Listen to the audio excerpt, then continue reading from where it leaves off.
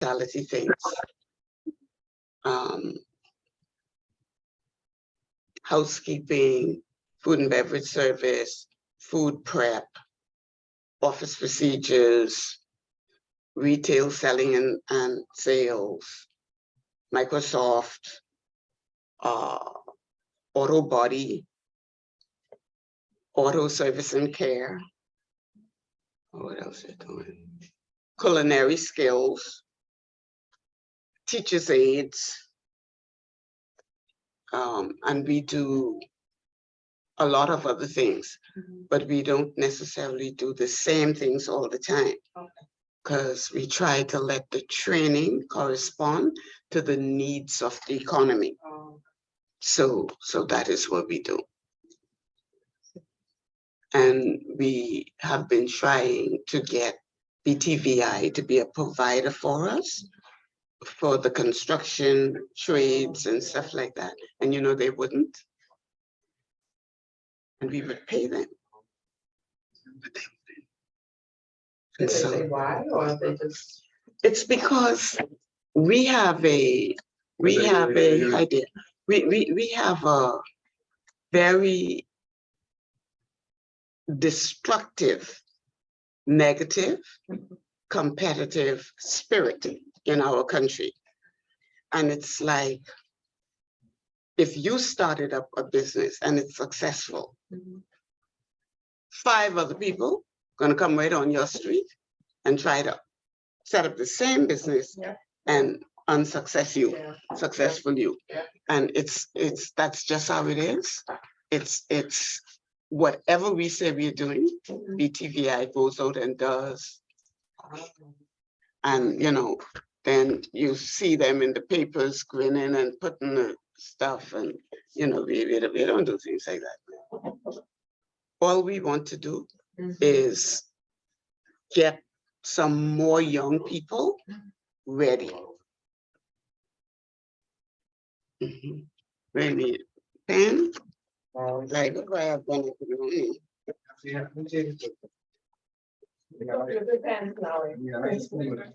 No, even in high school, ellos me daban de lo que. Wow. No, I think. Yeah. Or ask Miss Dean if she has a extra one out there. I don't have an extra.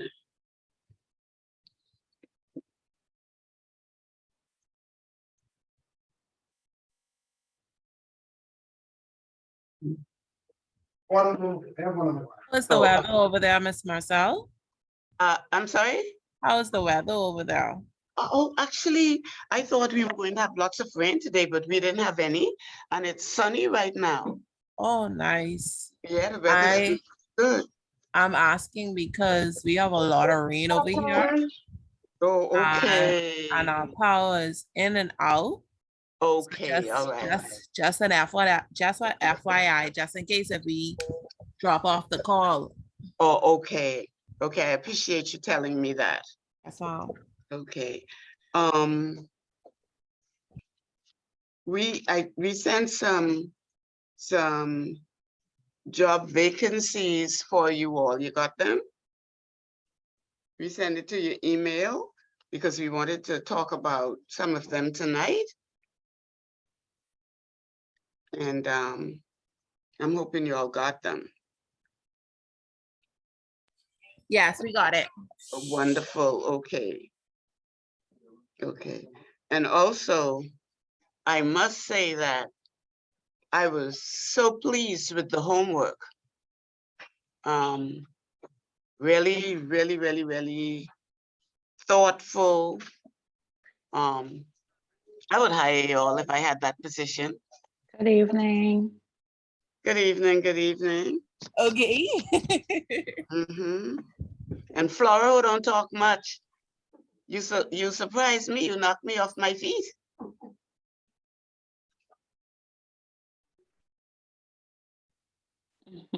Unmute Flora so I can tell you. Sorry? I said, you knocked me off my feet. You don't talk much, but your paper was very, very, very, very, very well done. What? in terms of how you set it out, in terms of the detail, in terms of everything. What I'm going to do, I put some little comments on them and I give you your mark. So when I go to work in the morning, I'm going to scan them to your emails. I'll scan them back to you to your emails. Okay. Okay, Miss Marcel, you done look at them, you do good. Yeah, I did them. Well, they came in and I got them today and I had, you know, a little downtime. So I did them today. Mhm. Okay, awesome. Plus I knew what I was looking for. I you know, and I was quite pleased. Quite pleased with them. Mhm. But I have to wait until I get the rest that are coming in now. So I always tease you all and tell you all the one that really stood out to me that I would hire if I were in the position of looking for someone. But they were good. I kid you not.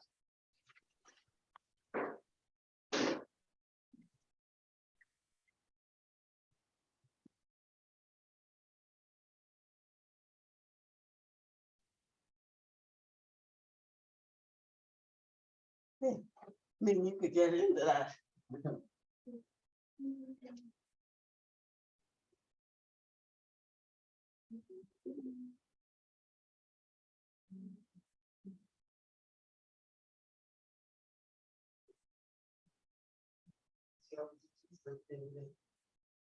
These, because this is one of this area of recruitment and selection is one of the weak HR areas in most organizations. So we're going to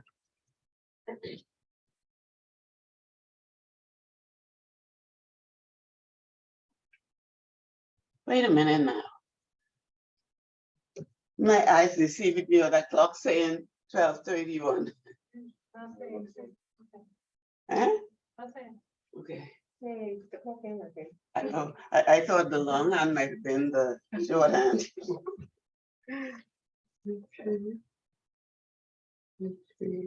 Who didn't sign?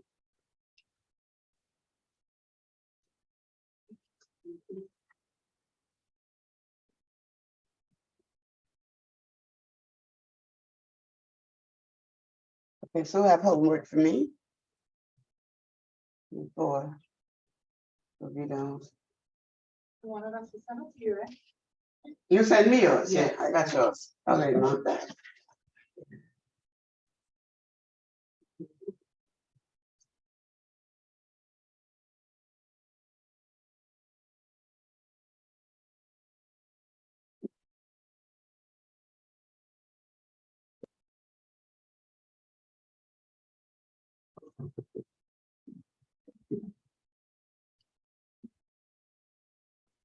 Okay, if we can get started and recap a little bit.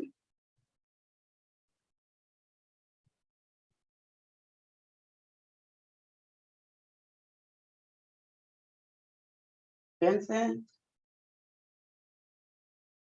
This was the first one I read and it was so good. So I had to go back and change the map a little bit. I read it one more and it was excellent. Like, that was very real. That's what I said. I can actually see this working and you're such so very real, doable, well thought out, believable, and represented. I hope they put you in there. I can't wait to read. I want to especially read what I got to say. Okay. Okay, like I said to the others that I would like to, if we can, I would really like to get out at 8:30. My little granddaughter is here and I want to see her before, you know, it gets too late and she goes back. So let's kind of see if we could find where we stopped.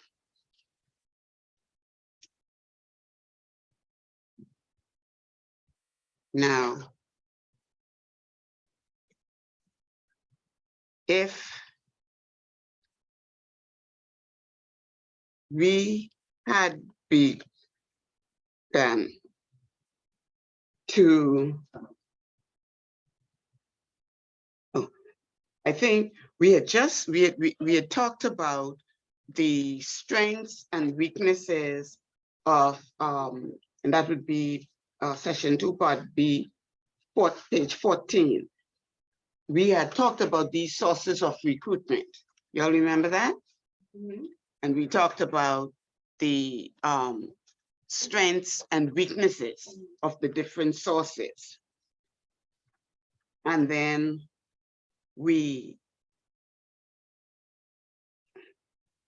I'm remembering we talked about page 16, didn't we?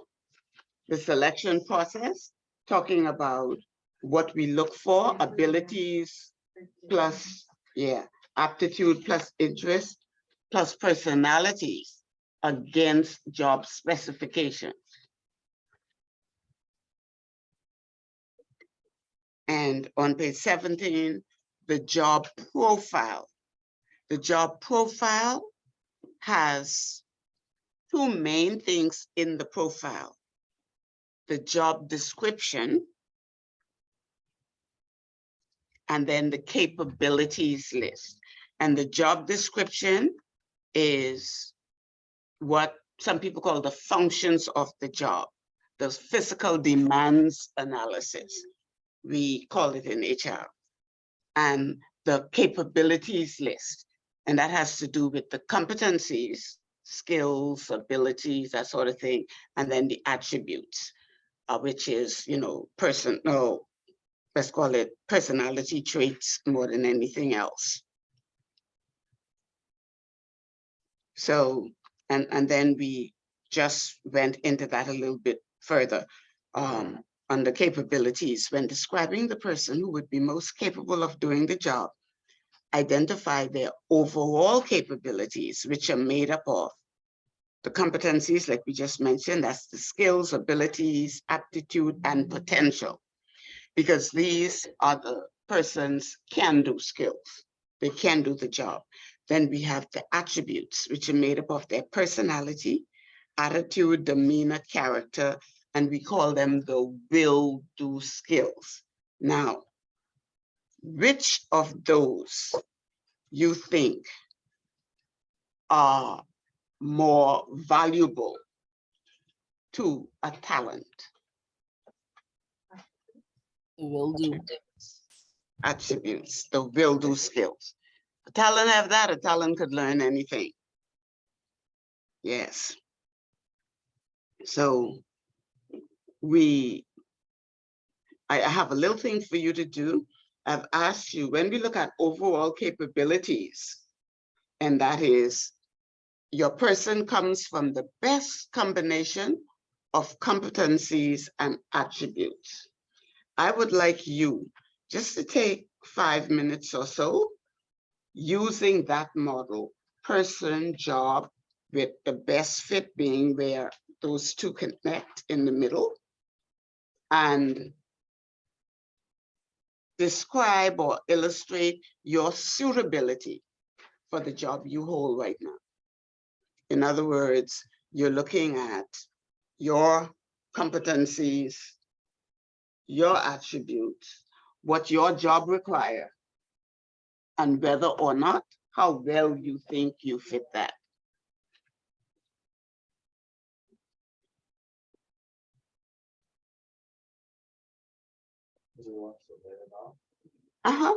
Just write it, because then you're going to share it with us. And we just want to remind you that a culture or the culture of an organization is defined by who gets selected, promoted, and developed. Why can we make that statement? Why can we make that statement? The culture of an organization is defined by who gets selected, promoted, and developed.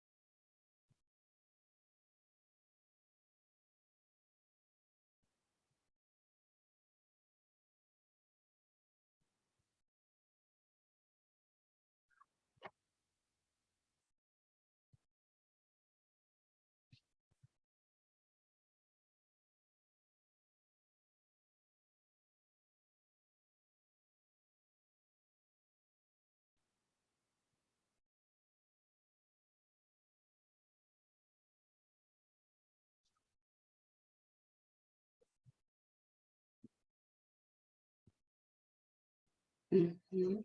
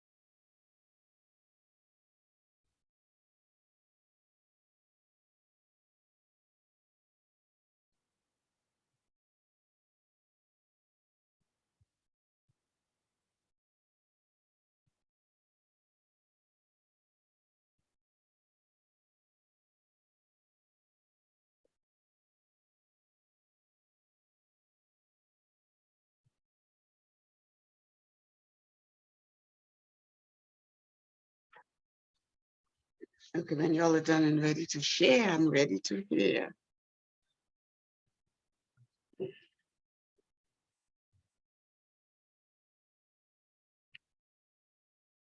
Okay, ladies online, we're going to come to you as well, okay?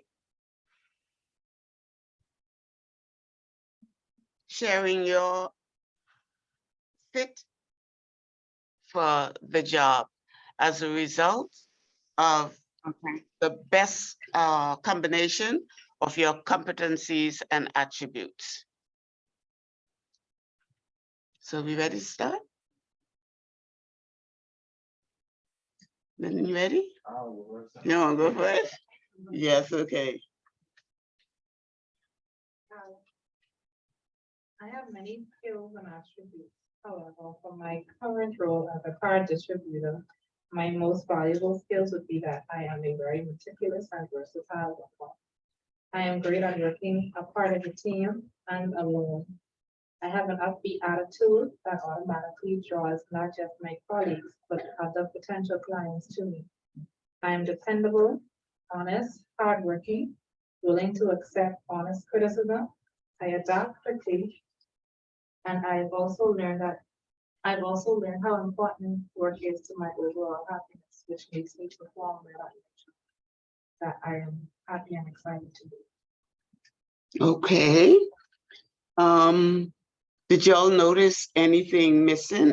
Was there anything more you wanted to know or hear? I think she made an excellent representation of her attributes. She didn't really talk more about what the job requires. And the skills to do the job. What do you need to have to do that job? A breakdown of what. In terms of your skills, your competencies.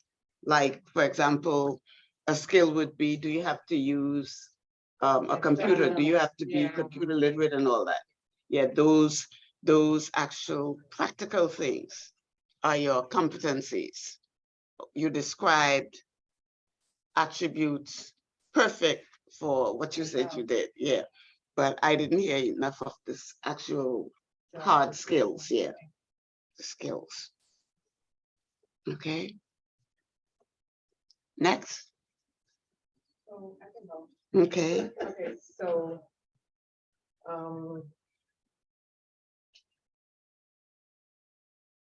my competencies. What if I should do that? Okay, so the job entails that I possess leadership skills, be well organized, possess very good verbal and written communication skills,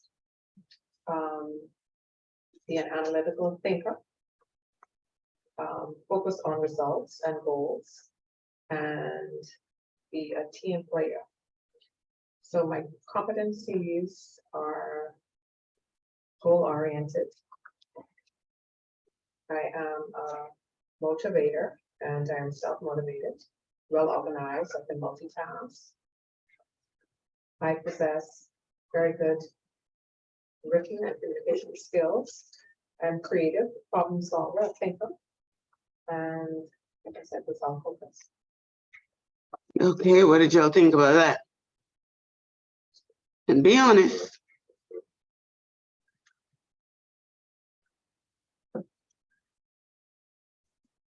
She could speak more on how she fit in with the job. Just to herself. Yeah, in terms of, let me tell you, from the two of y'all, let me tell you what I'm already seeing. I'm already seeing what I see all the time. Like, just let me use this question. When you ask people, what do they do? Instead of describing what I do in terms of skills, what I actually do, they describe how I am. Yeah. So what I do is the competencies. What are the tools I have to use to do this thing? And the attributes now are all of those things that you really need. Now, that is not to say that in your job, the value of the attributes don't outweigh the actual competencies, but there are some basic competencies that's needed for every job. And so just remember that the competencies relate more to your hard skills. The attributes relate to your personal characteristics, that sort of skill. Well, my job entails, I work in surveillance. And that field there, it feels like calling people. So that would be this. To be honest, day-to-day stuff we deal with our whole system. So whatever we input is seeing, we provide. So we have to was that in the street.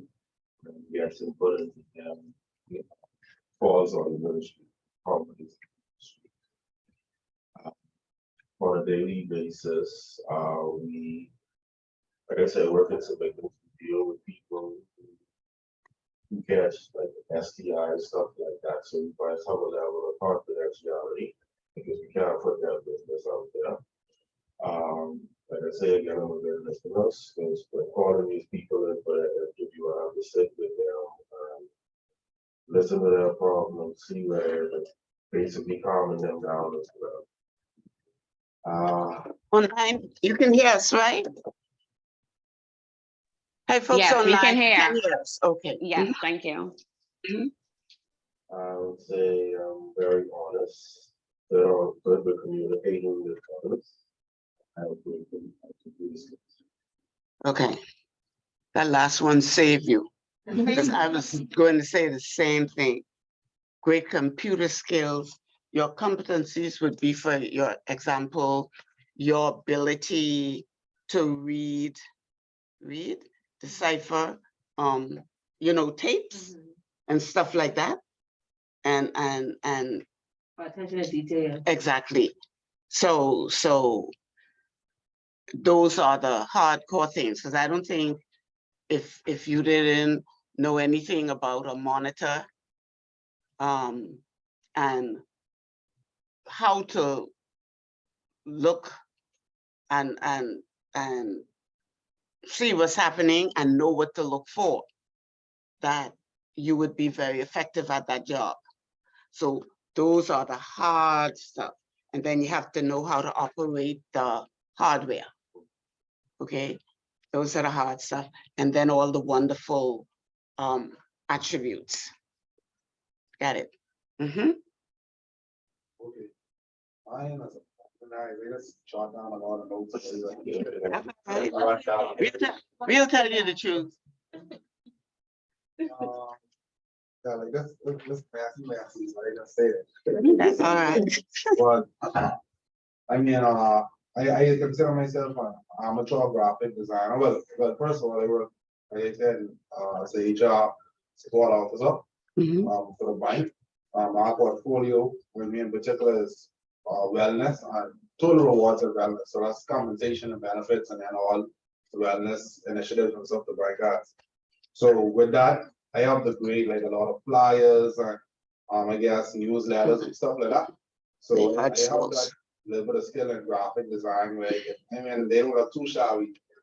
I am very innovative, so I can contribute to the cause, like when they're trying to create policies and stuff like that, introducing policies and procedures.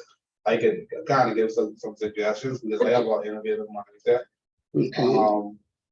Before HR, I came from the branch, so that background in banking, like the GLs and reconciliations and stuff, I have that basic knowledge.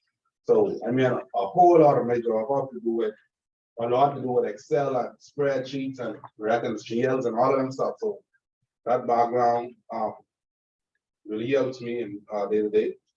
I'm organized, friendly. I get along well with others.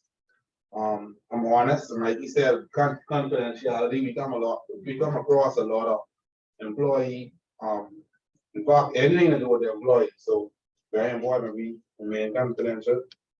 I'm a team player.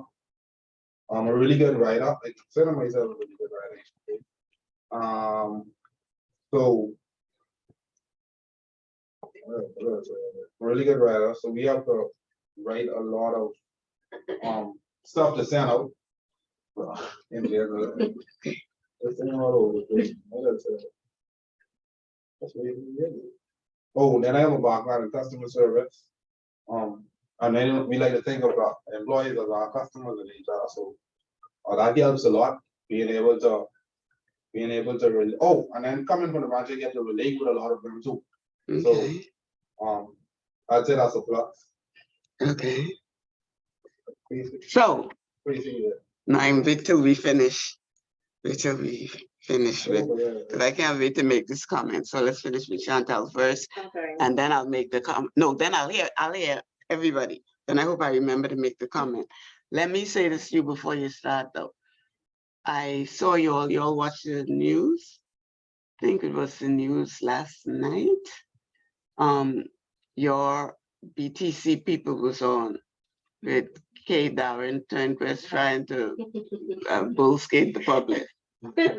But anyway, some things I heard that I hope is true. One of the things I heard was that the call center is all Bahamian. No, That's what he I mean, said. I called center here. Well, the one good thing, they don't clarify what, right? He just say call center. He didn't say the big one in Jamaica is Jamaican. He said the call center. And you all are going to be focusing on customers and customer care and customer service. And I'm sitting down thinking, we on Friday, whatever was going on with the weather and stuff, our phones were out. We called Friday just to have you all tell us, well, we don't know when we could get there. Okay. Monday, we have a business. We depend on our phones. Monday, no response. We tried emailing everybody possible. Tried calling, no answer. Tuesday evening, our person who deals with our phones internally made a call to someone he knew and say, look, man, our phones are down. Could you help me out?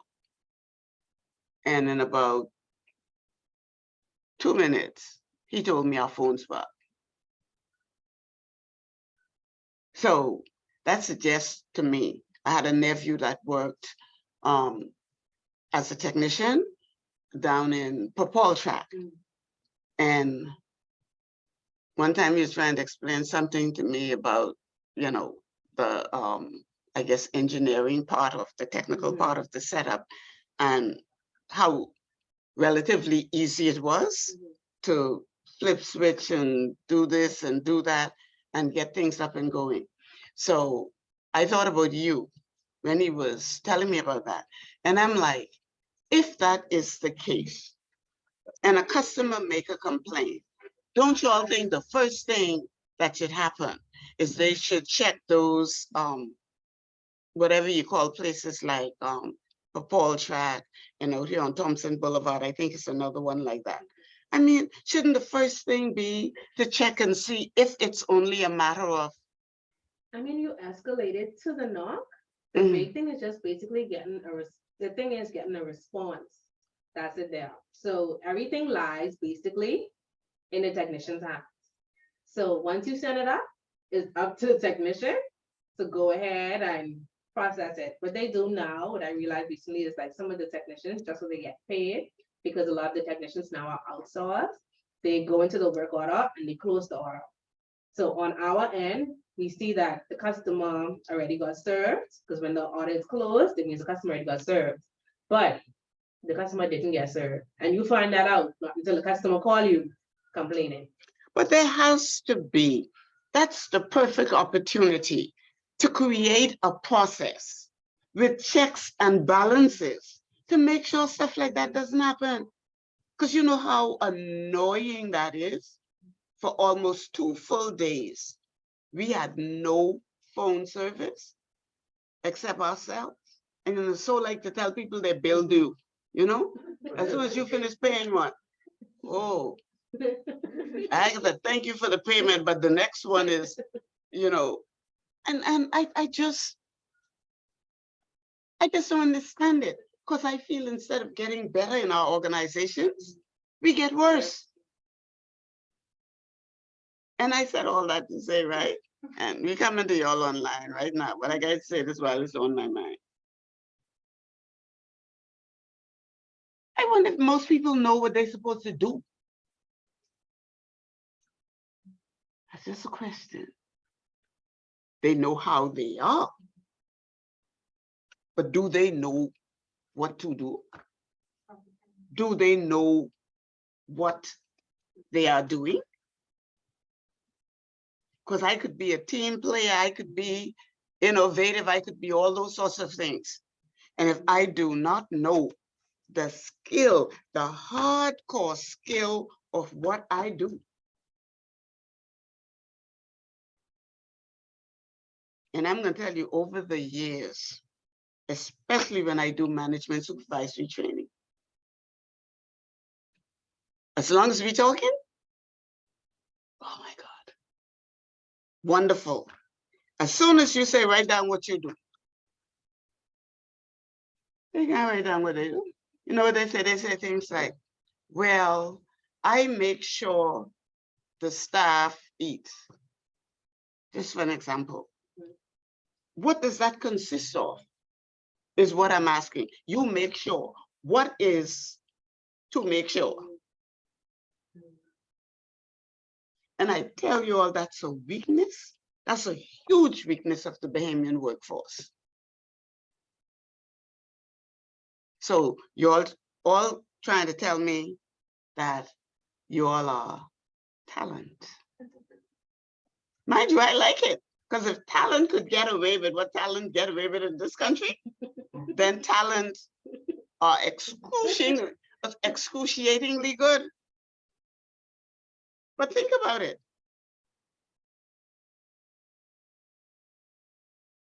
Now you can tell us.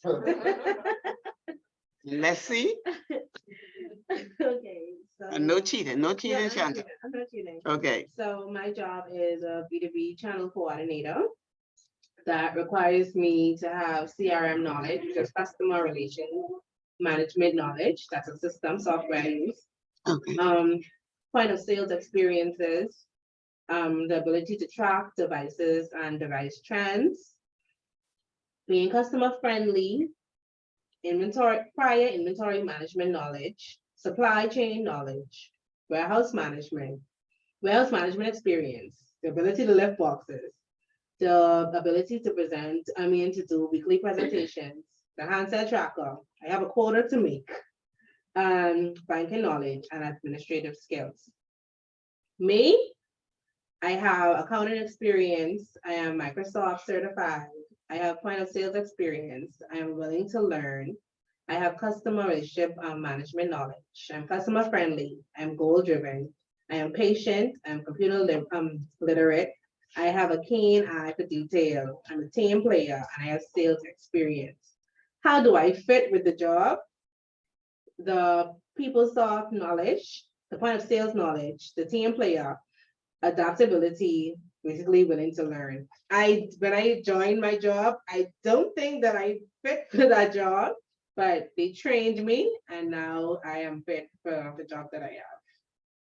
Now, you done? Yeah. In all fairness, don't you all think that deserves come on, it does. It really, really does. And I don't think you could remember all the things we said, so you must have written it down before.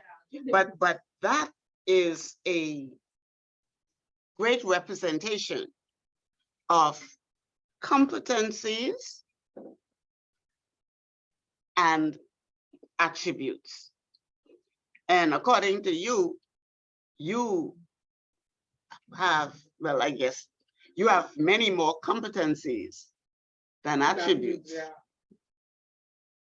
So if I ask the question, then are you a talent? Which you get. No, this is just, no. That was just, I'm a talent now. yeah, They probably saw it in me. yeah, that was just kind of being cute, you know, because the talent is heavy on them will do.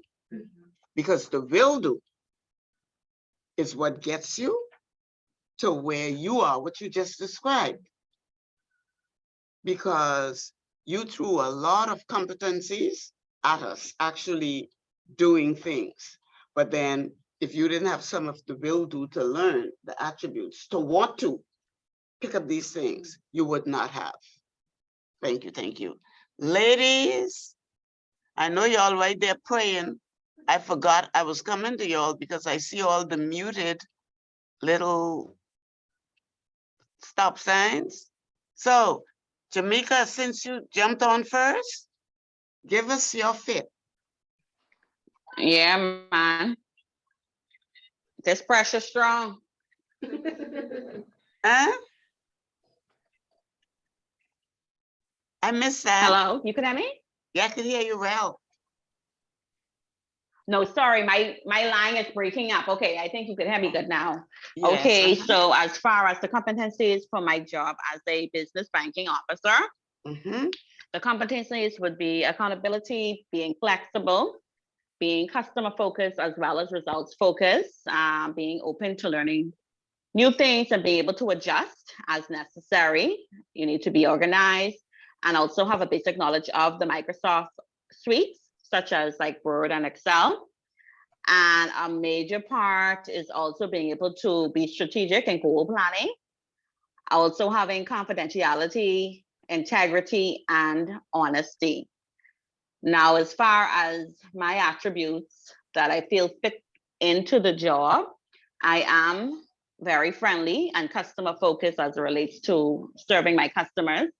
I am always willing to assist where needed. I am very flexible and easy to adapt to situations. Of course, in the banking world and dealing with customers, things change very frequently. And you have to be able to, you know, fit into that and be able to get things moving. I am organized.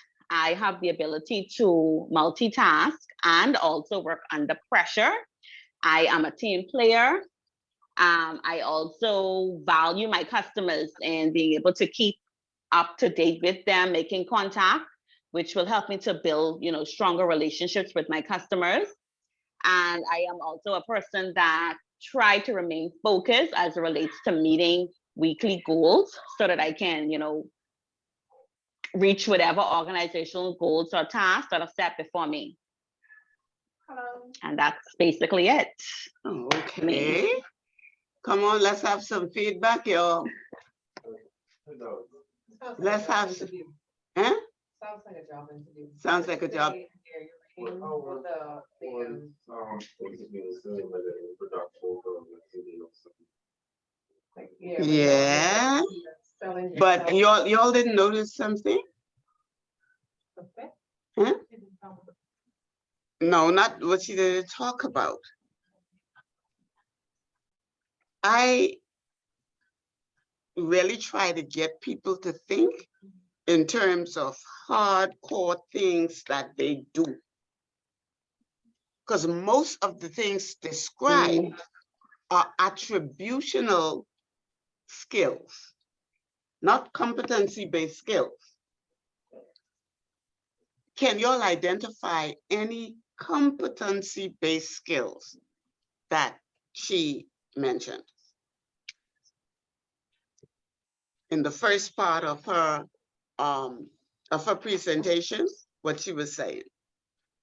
She's saying about Excel and But focus is not a skill. she talked about Excel. Hold on. Yeah, I think she talked about Excel and Microsoft Suite, those are competency-based skills. You all understand? Like those are, I call them well, we're looking right at it. They the can do things. The can do things are practical, hardcore things. Like her being able to handle Excel and the Microsoft Suite. And if somebody can do like them big machines, them computers that's half the time down in the bank, somebody can use those. Those are skills. Those are hardcore skills. All the other stuff, being organized, being all of that, they are your attributional skills. They're still skills, but they are attributes that are tied to your personality, attitude, demeanor, and character. That's why they are called the will-do skills. The competencies, think of competencies in terms of hardcore doing things. That's how I think about them. So with her being in customer service, what would her hardcore skills? Hardcore skills like for customer service relates to what you do. Like I just said, right? Like say I go into the bank to a teller. The teller's attributes is her personality, how she greets me. The hardcore skill is how well she works the computer to get, right.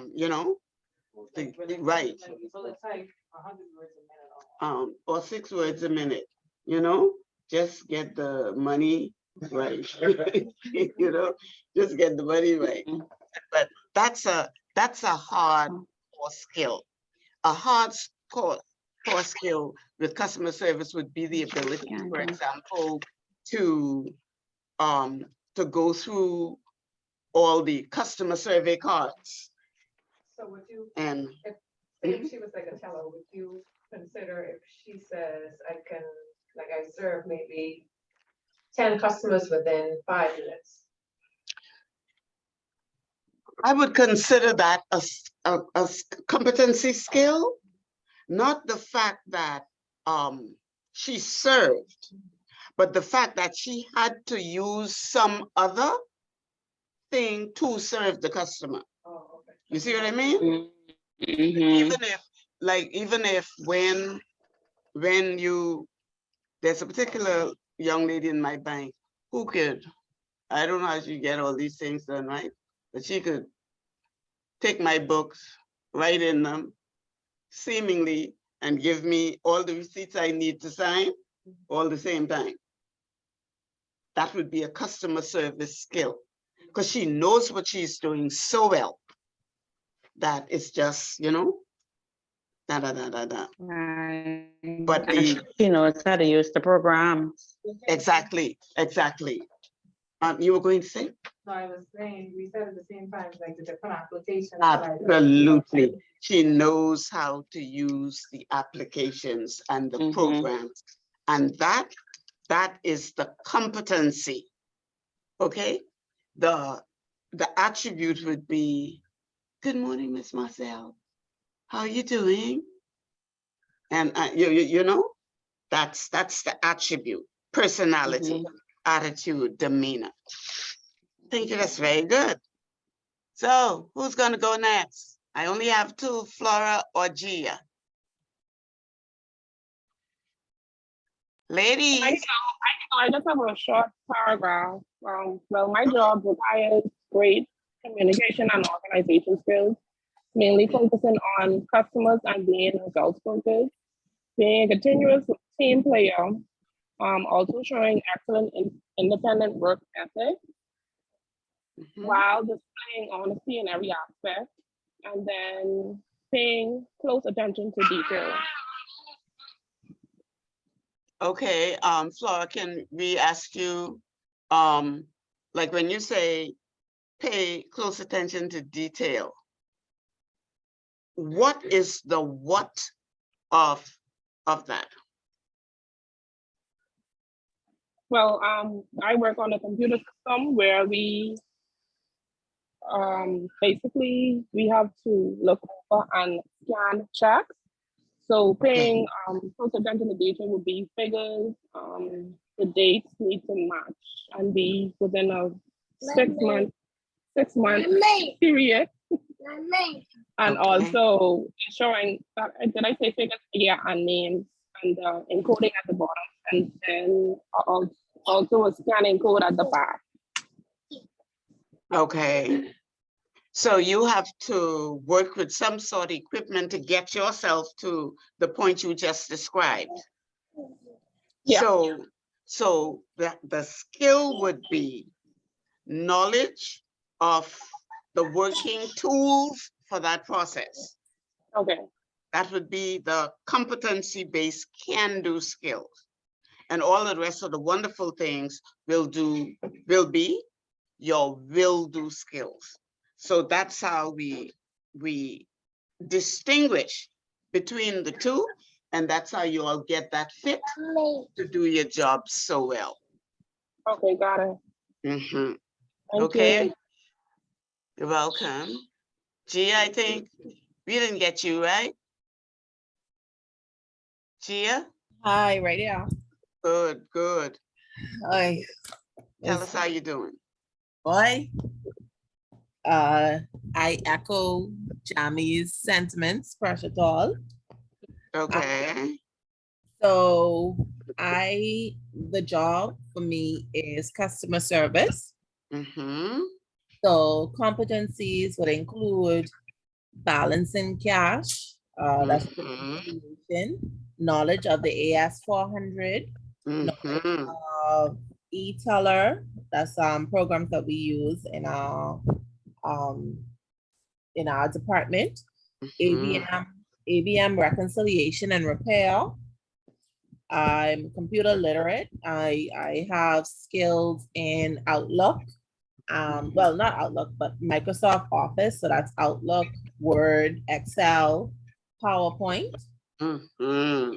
Staff planning, organizing staff, especially for our program that we use, which is QFlow, organizing staff, adjusting staff functions based on the need of the customers that are currently in branch. Mm-hmm. Attributes would be willing to go the extra mile, of course, within policy to achieve customer satisfaction, solutions oriented. Did I say written and oral communications are very good. Team focused and results focused. I think that's it. So sorry, because I didn't write this like 5 times. Hey, you sure by doing that you got it right? What do y'all think? She got it exactly right. All those can-do skills that are tangible, really, as opposed to the will-do skills that are intangible. So I guess we could call them external and internal, stuff like that. That's very good, Gia. Thank you. Great. So that gives you an idea as HR people. Whenever you get in that HR position, you now know what you need to look for when you're recruiting and selecting. You're looking for 2 sets of things. You're looking for things somebody can actually do. And when we get to the interviewing part and all that, you will see how easy it is for people to swing you. They tell you all kinds of things, wonderful things, and they're clueless. When I ran my own business before I went into Parliament, I used to help certain organizations with recruiting talent, I guess. I work with quite a few accounting firms, the other companies wanting specialized things. And I remember an accounting firm asked me to recruit a senior accountant for them. So I put it out to recruit the accountant, and I got this resume, and this man looks so good on this resume. So he came in and all of that. And so I asked him, I said, well, the client is looking for a senior accountant. Now I'm looking at the resume now, all these things on the resume. I said, tell me about your job as an accountant. What do you do? Young this man started to tell me, well, I am a great leader. I love to lead people. I will never forget that. Because a couple of weeks before that, me and Dr. Miles had a row, okay? No, I love him, child, and I was this queen, don't worry about a thing. He's a queen, but there were certain things we did not agree on fundamentally. And that's why people don't know how wonderful people are until you could disagree with them, but they still hold you and you hold them in the utmost respect. He know I never agreed with his sentiment that church is a business. Never. Me and him never see eye to eye on that. And I would tell him all the time, you're the only man I ever stay up to watch 2 o'clock in the morning, because that's when he used to come on TVN. Okay? And he's so good. So it was that, and I did not follow the ideology or agree with the ideology that everybody is a leader, because that's crap. Okay? And it was right in the height of that. Because I don't think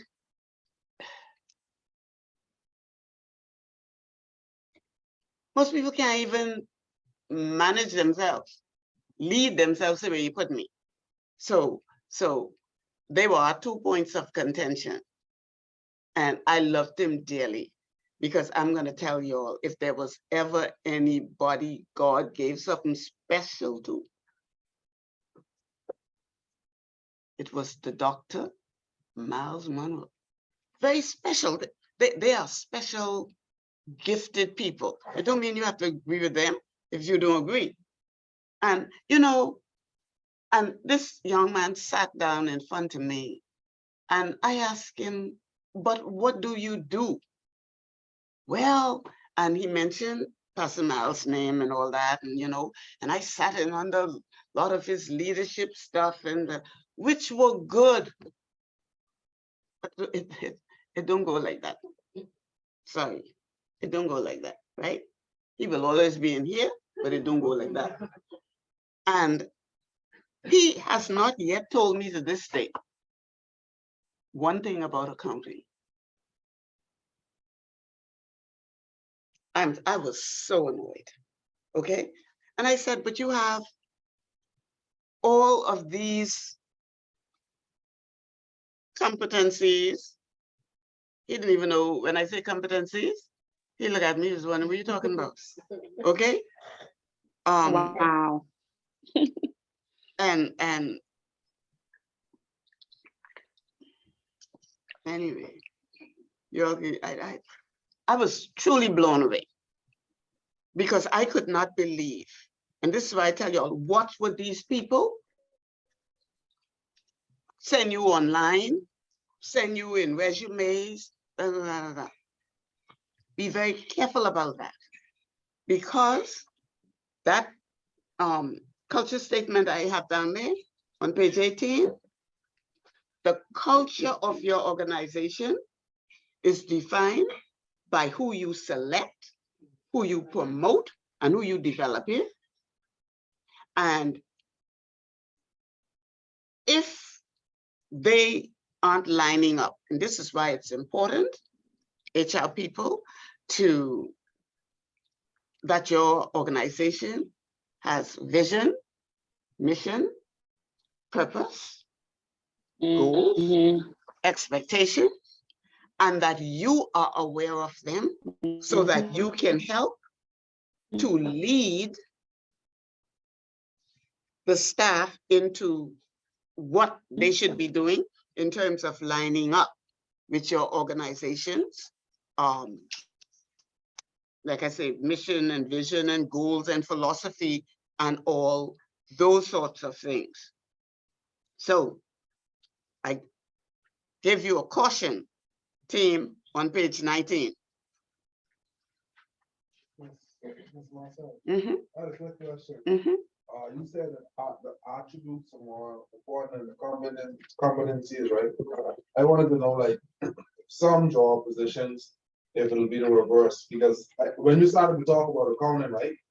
I started to, like, my mind started to run. I wanted to know, like, let's say a job like accounting, right? Where you in customer facing, where it's a lot of numbers and it really take a certain skill set, right? You think maybe it's more important to get someone who has those competencies to like appear, as opposed to, they may not be the most friendly person, but if you put them behind a computer, They can, get yeah. the job But done. I never phrased it to say the attributes is more important. I asked you a question because of what you all presented. I asked, would you say then that attributes are more valuable to the talent? That was what I posed. So then you're saying that, based on the, you remember I asking, based on the job, you think that one could be more important than the other? Definitely, because remember now, those two circles are looking for fit. So your job has the capabilities list. That's the two of those things, competencies and attributes. So when we do this exercise that I'm going to give you all, that you have there, and I'm going to tell you what to do. When we do that exercise, you will probably find out that some of those jobs requires more competency-based skills than attribute skills. And so what you're looking for when you are selecting and screening and recruiting, you are looking for the best fit you can get. And I will advance to you that if you don't have reasonably good skills in interviewing, you would pick the wrong people. I just saw it in my organization. We had to replace a monitor. A monitor is the person who, when we do the soft skills, which we actually do in the agency, our round tables and the 6 or 8 or whatever people that sit to the round table, each round table become like a department in an organization. So they work like that. They choose a manager, they choose whatever for the duration. And then our monitors walk through the room to make sure that they're paying attention to the facilitator, to make sure that they're not on their phones, to make sure they're not chewing gum, to make sure they're not doing any of the things that will not be expected in a workplace. So we had to replace one of them. In the first place, my team did a wrong thing. If we are in the business of hiring, training and hiring young people, you don't go and take somebody off a job that's already working, because we have hundreds and hundreds and hundreds of young people not working, okay? To boot, they took somebody off. I ain't saying anything wrong with, I think it's Island Luck or any of them. But whatever she told them, she swung them mightily, okay? Because when she went through the onboarding process, I would think that our HR person and her manager would have gone through policies, procedures, everything we did with her. Well, maybe they did. But this young lady was only there 2 weeks. And she got to go. Everybody involved in the process says it. She comes to work. She wears the tightest, shortest little skirts that, stretchy ones. So whatever you got, they stretch it. All right. The manager spoke to her on several occasions. So she came back, manager told me she had on a tighter pants. Them stretch one? Yeah, that. So, them spandex ones. But they look like more like t-shirt than good spandex, okay? And I suppose just the way how she used to holler and scream at customers when they buying their numbers and stuff, she come there and holler and scream at our trainees. We had one workers down there. And I want to know, like I asked them, how? What did you miss? Because they must have missed something. And I'm going to tell y'all, when we get down to interviewing and stuff like that, most interviewers talk too much. They don't give themselves a chance to get to know these people by asking them some questions. And that's what I'm going to have you do. I don't know how I get to that, but I think that was like from today. And I'm like, if she is like this after 2 weeks of work, her probation is 5 months. You think you'll be able to say anything to her in 2 months? 5 months is a joke. She's there 5 months and a day. And she'll run upstairs to my office and tell me, get out. Because get out, because I don't like you. Okay? And expect to get away with it. And I told them, you all did it. It's your fault. Because in the first place, you made a serious, silly decision to pull somebody off a job. Like, I'm lost. It sounds like you don't have the humbleness. No, I get that part, right? Because I'm trying to figure out like what she said in that interview. Right, yeah, that's all. But that's what I'm trying to figure out. Okay, and they were so hyped about her, Ooh, Miss Marcel, that's the one. Because I don't get, we have an executive director. So the only thing I do is try to save them from burning up. Okay. But the board, and I'm its executive chairman resident, just to make sure the policies and procedures work to get it back on track from where it was going. It was becoming a school. How many interviews did she have? Just one. 2. I missed a lot. And but this is what I'm telling you. She probably said Something, boy. She's probably said something and deflected from the whole thing. Because I know I sat in an interview and I don't know how I'd get to talking about dogs. But you right off. But it was to me. So the person was saying something about dog, and the lady who was interviewing, she said, "Oh, I have the same type of dog," and they started talking, and I had to be like, "Hold on now." I was just observing, but I had to say something. I was like, can we get back on track of what this interview is? Because it was getting very annoying. They were talking on and on. Like, what? So, and I see that could have been too. I mean, I don't think it was, but that could have been too, where a situation was, oh, I like this one. She get the job? She got. Does she get the dog? Yeah. Do you have something? I don't know. Mhm. I didn't use that trick. I don't know. No, but you could see how, because like a lot of people, they were probably so busy talking about the NTA, right? Oh, and we do this and we do that and we do the other. And this is the kind of success rate we have. That they ain't asked that woman, that young woman, one thing. And they should And ask. then not only that, Ms. Marcel, Mhm. what type of questions were they asking? Because you have a lot of times persons kind of like rehearse for an interview.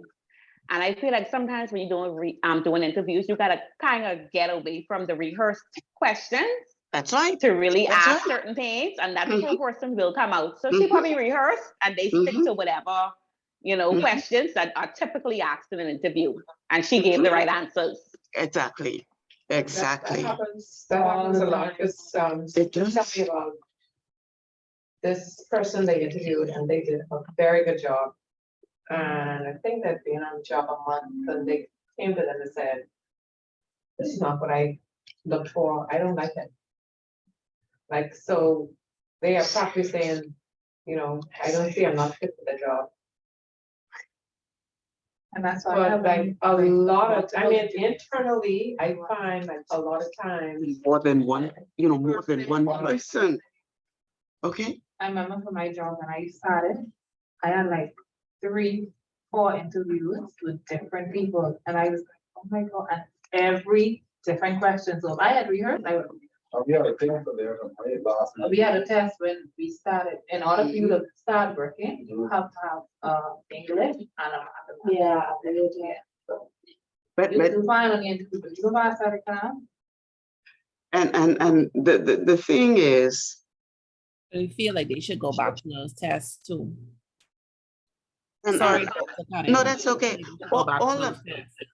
all of that, the thing is, you are supposed to craft your questions as the interviewer to meet the needs of what you're recruiting for. Okay? And then you have to ask questions relevant to that. For looking for one applicant we had, she had on her resume that she's very good in Excel. So I asked the question on a scale of 1 to 10, how do you rate yourself? And she said, well, I'm not really too good, I'm probably about a 3. So I have to say, no, when I said 1 is bad and 10 is good, maybe she misunderstood me. She said, yeah, how about a 3? And guess what? That was the true, that was the true answer. Yeah. She was about a 3. Yeah. And sometimes you have to catch them like that. If she's a 3, she's a 1, because That's- you want to put it. Yeah. A little bit, you see? So I was like, yeah. She said she's very good. And so guess what? That is why that's a fair statement about the culture and who you hire and promote and develop, making that culture. Because anyway, she better don't be there Friday. That's all I can say. I better don't be there Friday. But, and so, huh? No, she can't be there, man. No, because we are telling young people, we don't let them come to our training looking like that. If they come to the training and they really look out of place, the kind of things this woman add on, we would ask them, please not to come like that the next day, explaining why. Because when you go for your job, an employer don't necessarily want to see someone dress up and whatever. A nice skirt, at least down someplace close to your knee, your nice little flats, your tops, your little blouse, your whatever, your simple little dress. And they tell you that because we had one of the recruiters from Bahama in on this last session with them. And like he was saying that they have evolved a lot differently from most of the hotel properties in that they're now very relaxed with their standards, but still, let's put it like this, attractively relaxed. Because he said now you can have braids and plaits and tattoos, and they tend to be more, I guess, more that clothing and stuff that would fit an island vibe. But I remember when Sun International, after resorts, I think it was Sun International that came to the Atlantis, that took over the Atlantis. And they wanted, the Sun was the, roots was out of South Africa. And they wanted the staff to wear, you know, shorts like Bermuda shorts, like they do everywhere in Bermuda, and you know, bush shirts and stuff like that. Child, and the Bahamian staff wouldn't hear of it. They wanted their suits and their thing. And I never forgot that. The general manager who came, he could not believe in this hot climate, in a resort, people want to dress up in suits. But that is what happened. And so that's how your culture is formed. So selection team, you get information. I'm on page 19 at the top. You get useful information from the application form or the resume or the online whatever, from your interview, from tests, from background checks and professional character references. There are two things that I don't believe happen the way they should. Checking those references and then background check.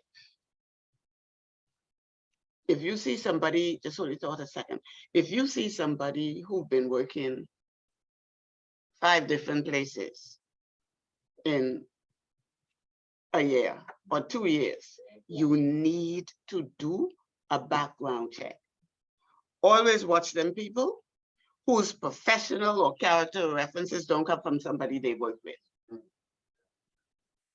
Because nobody will ever say anything adverse about them. And if you are doing due diligence, you could get caught up in some messy business. Truly. You were going to say.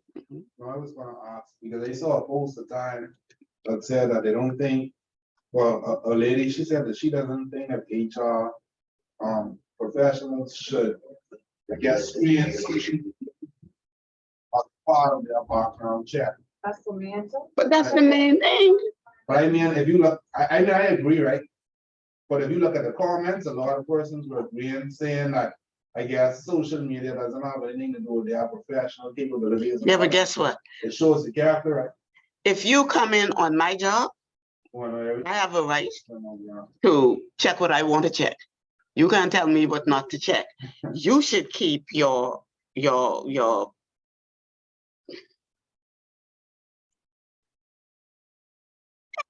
I work with here. And that's what the recruiting officer also said this afternoon that's what he cautioned those young people, right? He says, you can't go on social media half dressed, no clothes on, and he telling them, you know, everything hanging out, and expect a company to hire you, because if that's who you are, remember what we're talking about now, attributes and character. If that's who you are, that's not what I want. And over the years, you know what I've always said to people, and I'll say this to you all. If you all were to see me at fish fry, one bottle of beer in this hand, one drink in this hand, slobbering up on some man, you know, and it just may be a man you all know. You really think I can come in here and sit down and have any semblance of respect? So a question Uh-huh. regarding the interview. What do you think about doing virtual interviews? Listen, it depends on the job. But for me personally, I ain't doing virtual interview with nobody. Okay. Unless there's, I need that person and there's a pandemic going on and they say, I can't interview you face to face because you never get a true representation here. Yeah, so during our interviews, so our first one, we only passed the first day, so we did an interview and one of the applicants, she said something was wrong with her camera, so we couldn't see her. So I went on social media That's true. and I found her wherever she worked. I found her on social media, so I just uploaded so the other interviewers could see who we were dealing with. That was a no. Just like you said, that was a no. Yeah. For internal, how do you feel if there is someone internally and when they go on the interview, the first thing they ask is, do you need to speak to my manager about it?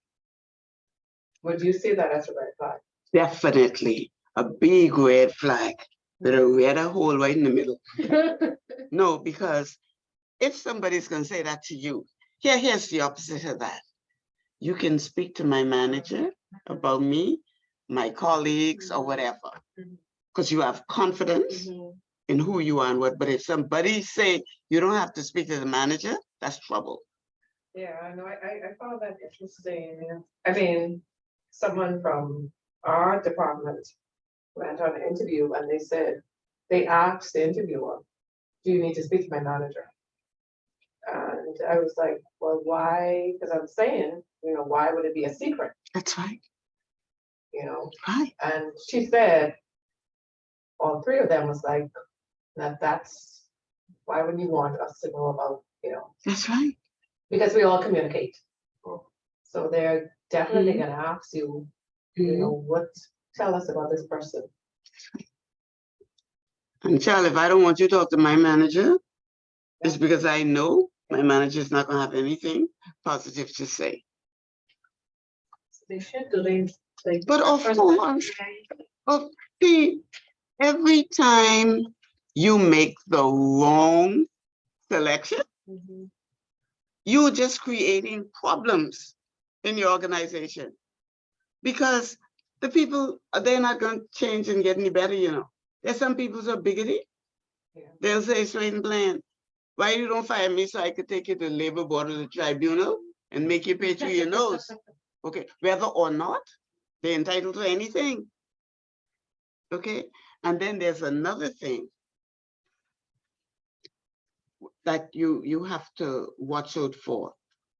You have negative people with real leadership influence. I was just gonna say that, so that could go both, I suppose that could go both ways too, though. And let me tell you, you're gonna always have some disgruntled staff.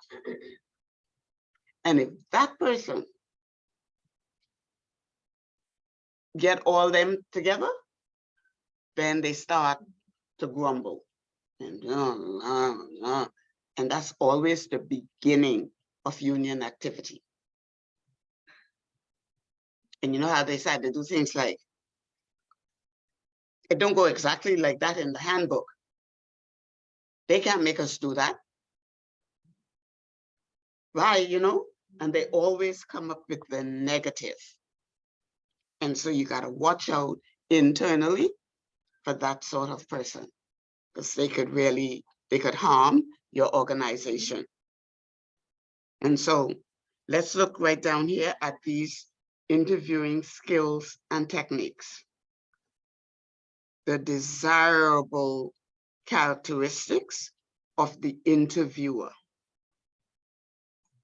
And we're going to go through these, and then I'm going to ask you, just rate yourself on a scale from 1 being the lowest to 10 being the highest. Explain why you give yourself the rating. Because even now, you're going to know the things that you have to work on in order to be a good HR interviewer or good interviewer, period. Because like, I don't think there are any organizations, no matter how small or how big, who don't do or who still does individual interviewing. Most companies, they have, if they have HR, they have the HR, they have the manager, at least, who would sit at the interview. So you grade yourself. So let's look at them. Ms. Marcel, I have a question. When you say grade ourselves, right? Because I have a work me and I have a home me. So how am I grading myself?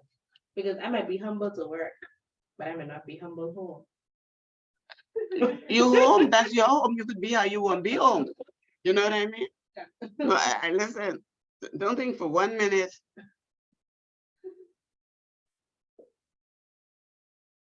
I'm like this because I'm supposed to be like this, right? Because I'm supposed to be the training person. When I get home in my castle, Okay. I can be what I want to be. And always remember that on your job, you are playing a role. That's all. You acting the real you is when you get home. But on your job, the you'll remember the name of the Disney man, not Walt Disney, not him. Oh my God, Roosevelt Finlayson would know this name. You'll know Roosevelt, the name Roosevelt Finlayson, Management Development Resources. No, he was a trainer, facilitator. Oh my God, y'all forget us quick. Oh, he was one of the best in the you know, like in the Bahamas in terms of management training. And Roosevelt and I went to Disney and we sat in on several of their lectures. And I tell you, if you all want to see real professional standards, you got to come out of this country and go to some of the best, you know, some of the better organizations, and you wouldn't recognize what's happening. We went over to Disney. Something as simple as all them Minnies and Mickeys and all that, they are adult people in those costumes who have to be a certain size and specification. On the Disney property, I will ask you all, y'all ever gone to Disney and see trash on the ground or never. Because everybody in Disney is trained. It doesn't matter who you are, from CEO right down. If you see paper or trash, you pick it up and you put in the garbage. Everybody in Disney is trained. They get special attributes training because they're supposed to be nice where it rain. Welcome to Disney.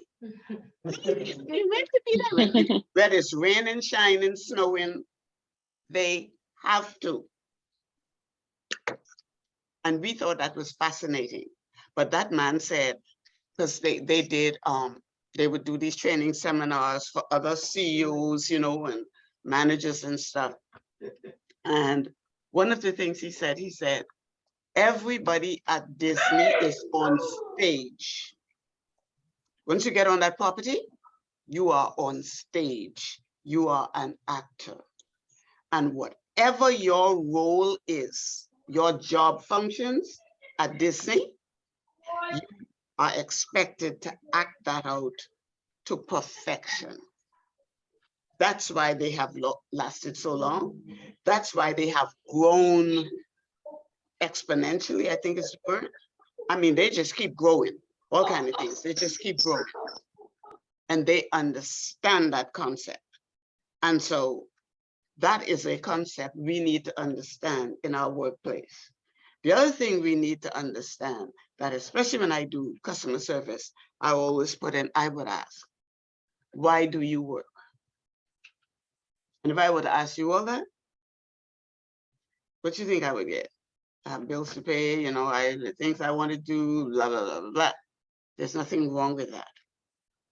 But the second thought to that is, that's not why you were hired. That's not why you were given a job. Nobody giving you a job because you have your mortgage to pay. Nobody care. Okay? People give you a job to do the work of that job.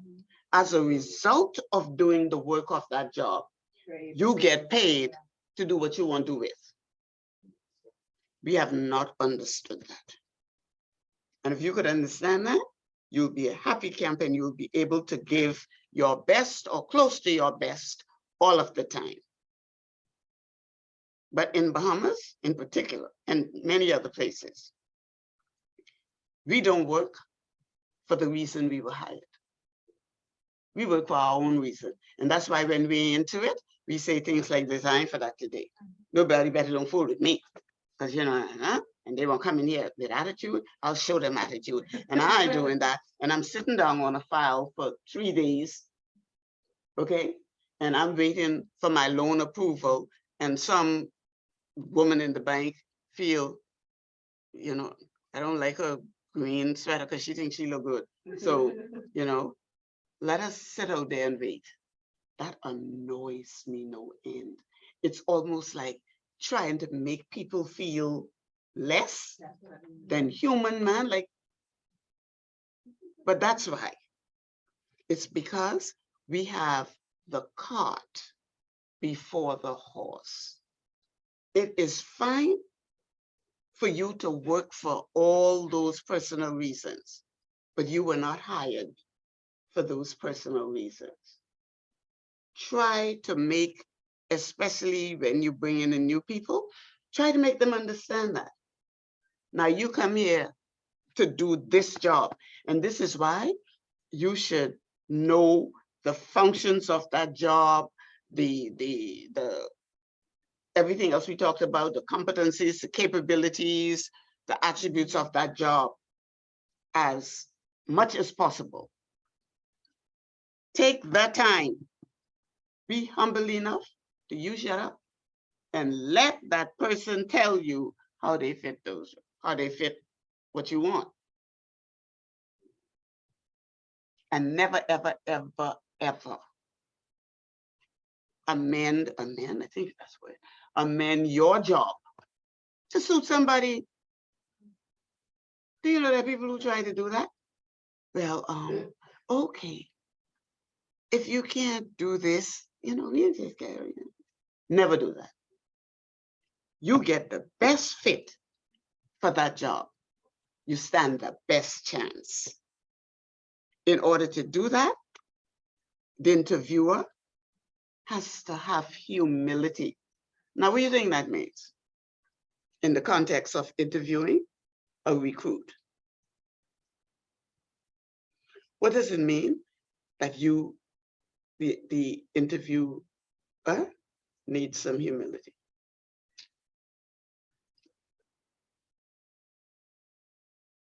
Based on what you just said, I would think that it means standing for something. Like you mentioned about amending their job for someone else, but I also think it's being firm.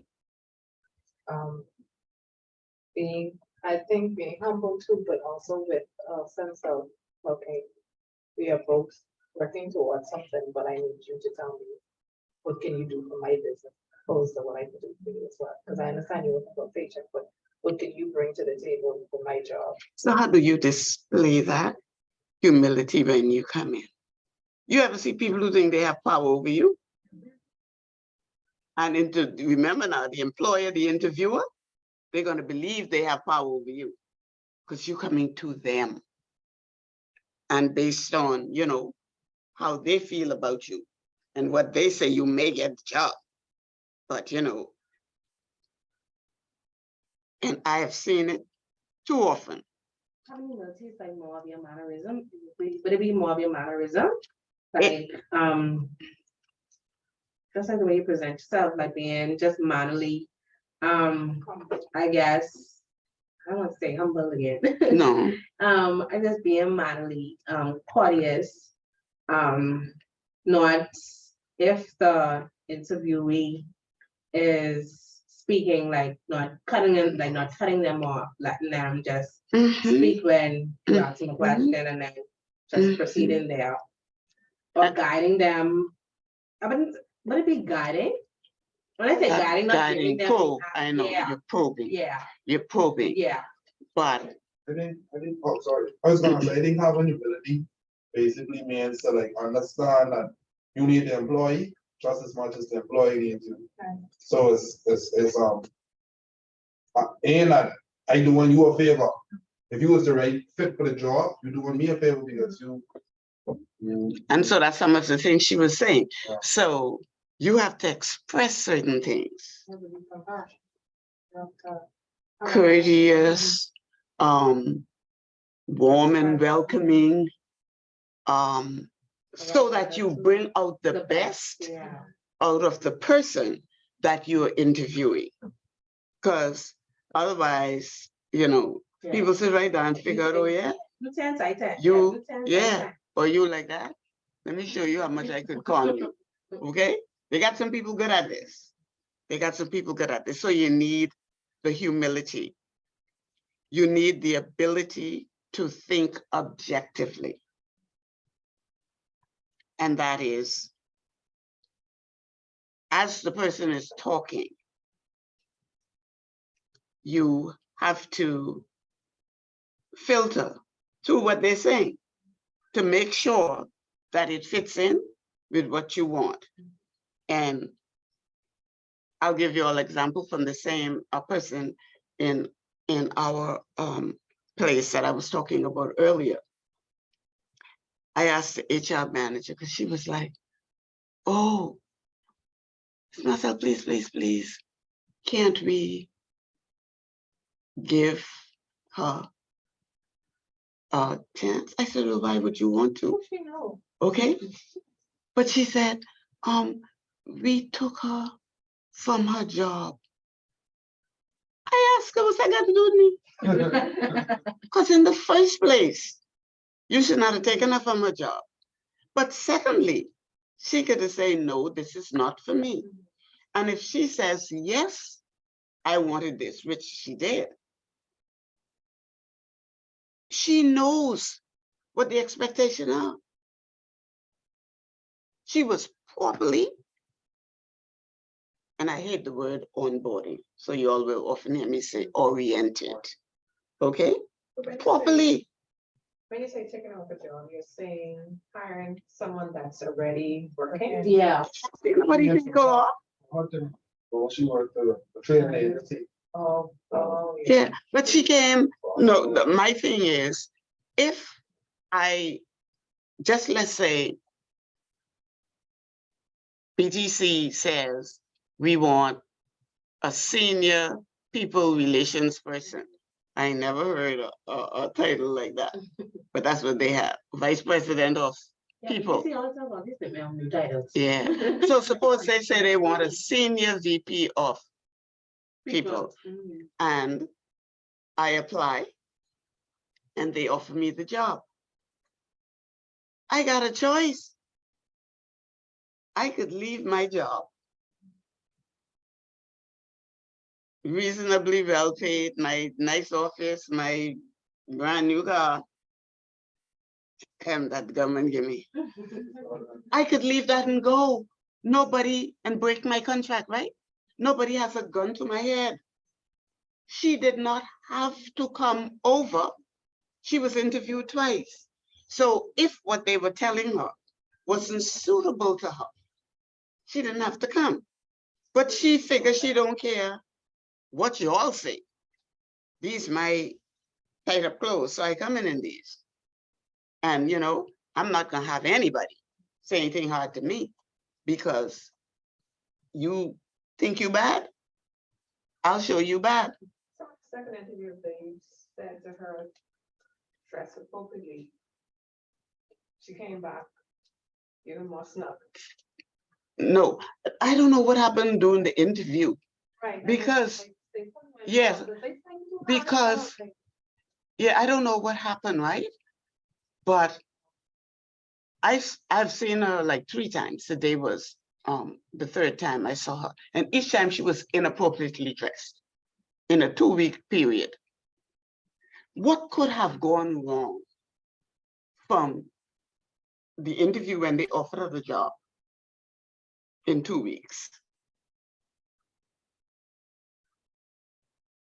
Something she felt that she could do, whatever. So the HR person could tell me, but she been only here 2 weeks and you know, we took off her job. I said, we didn't take off her job because we don't put a gun to anybody's head. We make you an offer, you accept,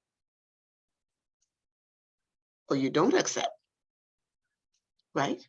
And I said to her, and this is a new HR person, okay? And she doesn't have any background. And actually, I forgot what I probably should have done was have the agency pay for her to be in this class. I didn't think about it, and the Lord knows I didn't think about it till just now. Wow. Okay, but it's like, you know, people who haven't made the transition yet from employee to, okay? And I might have made a comment on 1 or 2 of your papers to say you were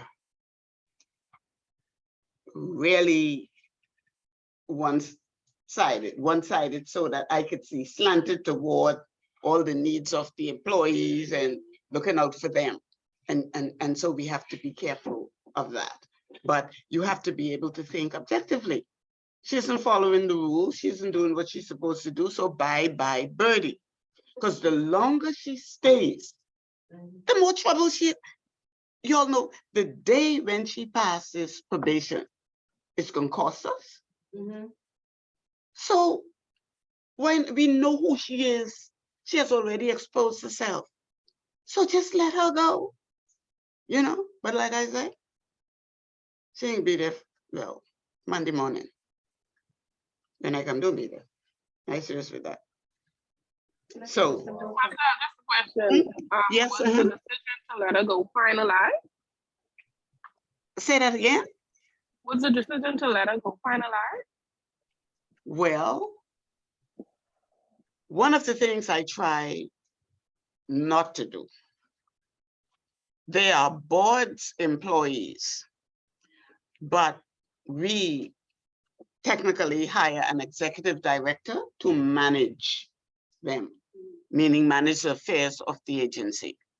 So it works pretty well. They asked me what I thought. I said, straight plan, get rid of her. And I explained why it's going to cost you a lot of problems, because our executive director doesn't know anything about human resource management, none. And like I say, the HR manager is new. So I express how I feel about it. I wouldn't impose, even though, like I said, I can, they are our employees, but I want them to learn. Because if they can't see the wisdom in letting her go, they can learn the hard way. And sometimes that is what it takes. Now, I've already said, you have my full blessings to let her go.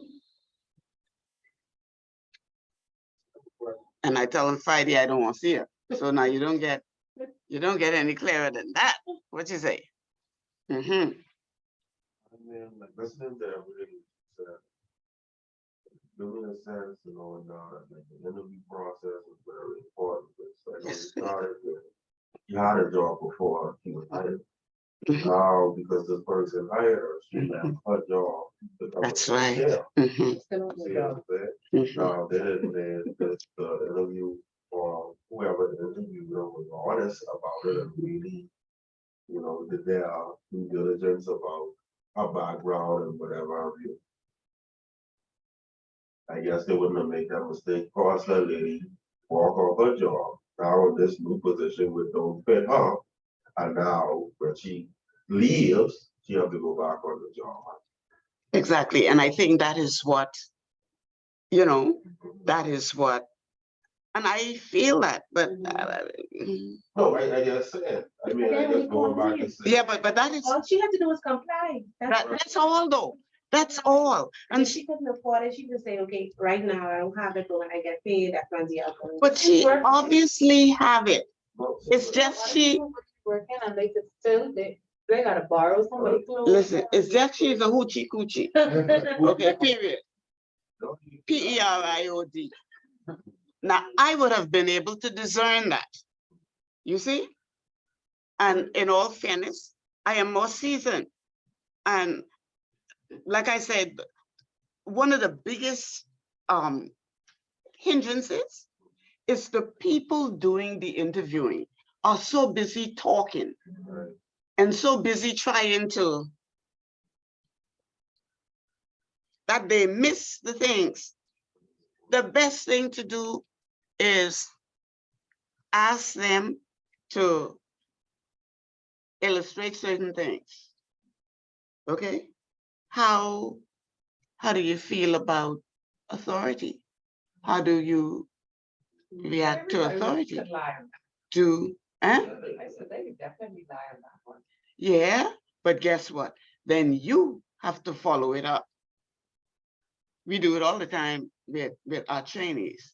We'll say, when we're trying to figure out where they best fit and what they want to do, just let's say, we'll say something like, they say, well, I won't work in the hotel.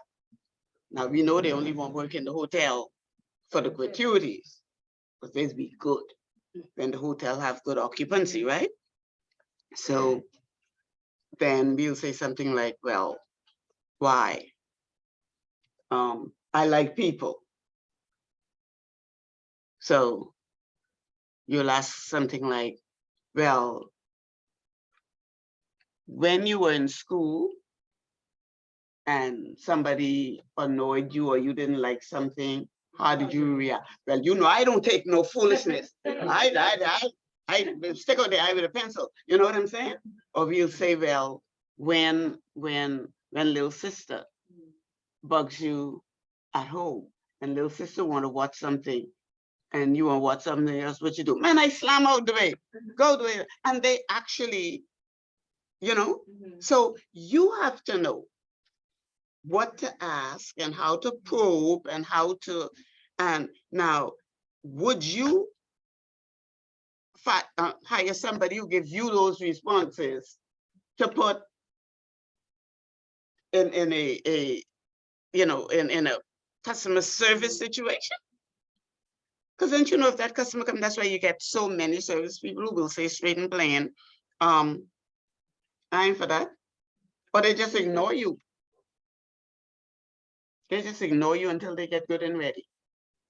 But you could find out all those things if you take the time from not talking so much. If you don't have extreme opinions and biases, because we miss out a lot on that.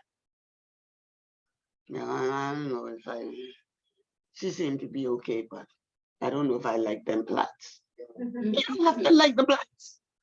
You have to like your competencies and ability to do and your personality. Your blacks is your business. With her, because yeah, I just don't know. You understand what I'm saying? And some people make their decisions based on very silly things. Now, if you have policies, then you should say, and your policies is no braids. You should say, you know, one of the things that's going to kind of hinder us from hiring you is our policy doesn't embrace braids or purple hair or whatever. And you never know if that person thinks they're going to get the job. They might ask you, well, if I am offered the job, they may say to you, I wouldn't have a problem, taking the braids out, or I wouldn't have a problem. That has happened with us, not having it purple. But this is where the interviewer needs also to be mature and honest, okay? And the biggest thing you do is always have in the back of your mind, matching the person with your job, with what you want. Honestly, I see customer interfacing people who have no right to be in those positions all over the country. And I don't understand why, because already some of the faces, they don't have the nicest faces. So why are you going to hire a sour, long mouth, person to deal with your customer and your counter and stuff? That don't make no sense to me. But you know what's happening? Chances are when you see that, somebody knows somebody friend, somebody family, somebody church member, somebody doing somebody a favor. She knows somebody. I believe so. Yeah. I believe so. Maybe friends. I think listen, I hate to tell you all this, it's a shame, but I'm not even activated on Facebook. Because years ago, the first time I did, a media person set me up on Facebook before I left the agency the first time. And in 2 hours, I had 916 people wanting to befriend and follow me. And you know what I tell them? Take it off. Never had it since. So everybody knows what's going on Facebook, and they have to tell me. If I want something, I have to say, can you put it on WhatsApp and send it for me? I'm really not. I have no interest. Like, I don't want to know, man. Too much stupid things going around.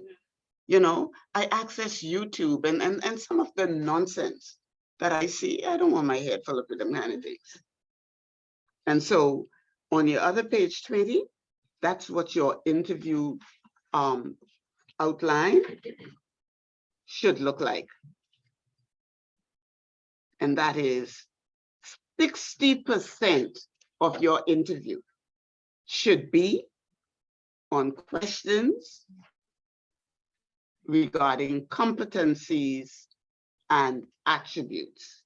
And in there you will ask them, what have they done? What major things? Like if you say, well, I noticed 2 years ago you worked at Joe Blow Mo. What did you do there? What was that like? Those sorts of questions. Your background information is the next importance. You need to know who you're hiring, bringing in your organization. Okay? We had not at where I am, but I was doing some HR consulting work for an organization. And they had a problem. They had a very good employee, a lady, but they had 2 problems. Another lady who came from a completely different background. So let's call one little upper, and let's call one junglist. Okay? The husband of the upper knew his wife was at that organization, but he was still playing around with junglist. Okay. So junglist was the kind who came to accost their wife. They say this recording, I would tell you all what I would do with him. You know what I mean? But can you imagine? So what y'all think happened? Trouble. Both of them lost their jobs because it was out of control. Because wifey couldn't control husband, and junglist can't control herself because she wanted wifey to know who was really the boss in charge, the wife. Okay, and those things, I mean, they can easily happen if you don't. You have to check on some things, and especially these days, y'all don't notice things are getting more complicated, more far out. Like things that are happening now wasn't happening 15, 20 years ago. So, you have to be careful. And then your introduction of yourself and basically what you do at the company and having them introduce themselves to you. So that's like about 5% of your time. And then getting basic information is another 15%. And when we say basic information, what are some of the things you may ask in trying to get basic information? Like hobbies and stuff. These kids, do you plan to do some more schooling? Do you, and all of that depends on the level of the job that you're interviewing for. But as much information as you can get from them, and don't be shy to cross question because there's lie. Okay. And I'll also tell you all, people, if you're asking for a job, you're saying you want a human resource manager for recruitment and retention. Some smarty is going to Google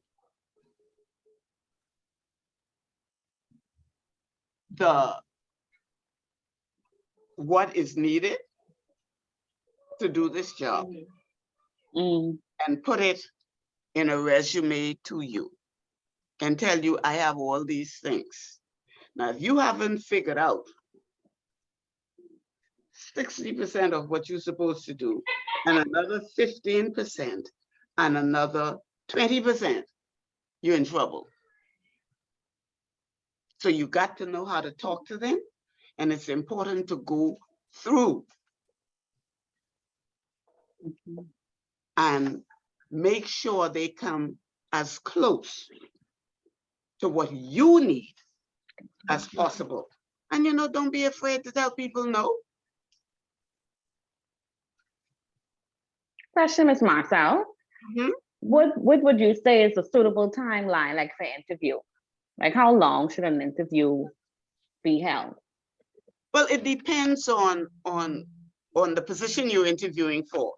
Obviously, if it's a more senior, I use this word loosely, important position to your organization, you don't want to put a limit on a time because you need as much time to find out what you need to know. And that could be half an hour, that could be an hour. And remember, you can always reschedule the person to come back, which gives you time now to think about all the things you didn't ask and all the things you put a question mark to and all the things you want clarification on. So have them come back. So with this, something you want us to do, like outline questions that we should ask, we should, if we intend to interview somebody, that's what you wanted to go off right now. Ms. Marcel, I have a question. So I have this colleague, right? She's very good at her job when it's time to do her job. Mhm. But her and the customers can't see eye to eye. Like every day she has a complaint from a customer. And it's like, So she's it's not not very just- good at her job. Okay, Another when I say story. she's good, when I say she's good at her job, I Mhm. mean, when it's time to get what she has to do, she'll do it. But the back and forth, she just, customer friendly person. I don't understand. And as much reports as customers give, like when I say how customers go at it, it's sometimes I don't even be like words. It's like she getting up to go in the customer face. Yeah, and but how And- could you And they possibly? still have her in customer service. So I Wow. just don't move on. The right approach and go to the boss, to the bigger boss, and mention the boss to the, if, oh, I need Mm-mm. something. I had to say, you know what? Like we just I spoke get about it. this today, Mm-mm. like how much problems she always in. Mm-mm. And You know, she's still in the front. Like she's still in the front. They wouldn't even move her to Mm-mm. that's where she don't have to deal with customers. That's the people in the back don't want it. That's why she probably just needs to go, because she's not very good at her job at all.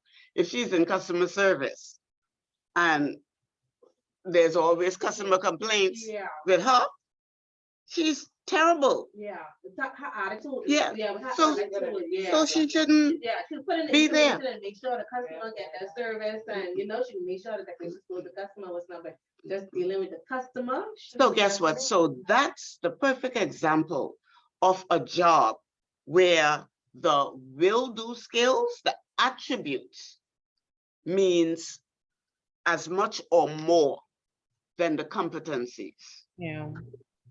Because I tell you, the only reason why your customers are coming there is probably because they've been doing it for a long time. Because you know, the more options people have, the more they go. And you all don't need to take any more blows, because you all took a huge blow with a life. And so, you don't need any more. But a person like that, you all can find a cubbyhole in the back somewhere to push her. I don't, I was like trying to figure out why she's Sure. why she's still in the front, Yeah. Maybe she can't get along with. Yeah, I don't understand it. But it's like you say, right? When it's like that, I like to think that people probably have some investment. Somebody have some investment in that person. Okay? But then again, I want to caution you all. In the Bahamian society, one of the biggest challenges for managers in particular is they do not want, they are afraid to discipline their direct reports. I tell you that. They'll row and fuss about them, but they wouldn't discipline them. They wouldn't pick up pen to paper and put it down. And the Bahamian workforce is perhaps one of the most undisciplined, rude, and rowdy workforce in the hemisphere. They don't want nobody saying nothing to them about nothing. I tell you that, that's true. Most of the managers like to make friends with their employees. They want to go to get off to work and all this, but they gotta separate, work from personal. But even where they can, one of the things I have noticed is they don't want to be seen to be the bad guy.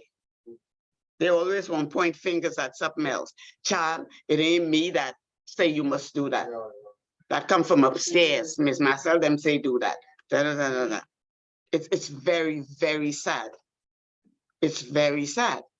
And I wonder if that's a consideration why in so many of our more status-oriented organizations, they bring foreigners. But I still don't understand why one in BTC. Okay? Because that man that was there, I was like, they would have never put a Bahamian there who can't speak English. They all find him from the Jamaican grotto or something. Oh my gosh. He was terrible. He had nothing going for him. Okay? But yet they wouldn't put this is the Bahamas. And there's no reason. We have we used to have some very qualified, good people. We should have a Bahamian managing the Bahamian thing and let y'all in South America know, right? Y'all South America about Jamaica, right? Yeah. Oh, that's why I don't hear Miss Agatha no more. Okay. Okay. Makes sense. But we gotta fight for, y'all don't realize that? Most of us are not at the top anywhere. And I'm gonna tell you something else about y'all. Not me, because I'm from Mars. Okay? But you all could give Bahamian managers hell, you hear what I tell you? I worked for years in the hotel industry, hotel casino. Them white managers and them black staff, they might have, say little negative things about them behind their back, but to their face, yes. Yeah. I'm serious. And they didn't used to get treated all that nicely. Child, some of them, they ain't nobody. They be cussing and can't, but they get away with it. All right? But the Bahamian staff ain't paying no attention to no black manager, period. Very few get the respect from the staff. But they'll roll over for the expat. So companies understand that. So they put in the expat.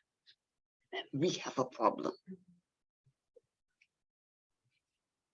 We have a very undisciplined society. And it comes into the workplace. Okay. And they don't want you, good. Employees don't want you to say nothing to them. And this is why I always say to HR people, the thing that's going to help you more than anything is to have operating policies and procedures for everything that you do. So that when you have to correct, train, and discipline them, you're not going after the personality. This is what we are supposed to be doing. This is what you're supposed to be doing. If you're not doing that, and I try to coach you and train you, but you still can't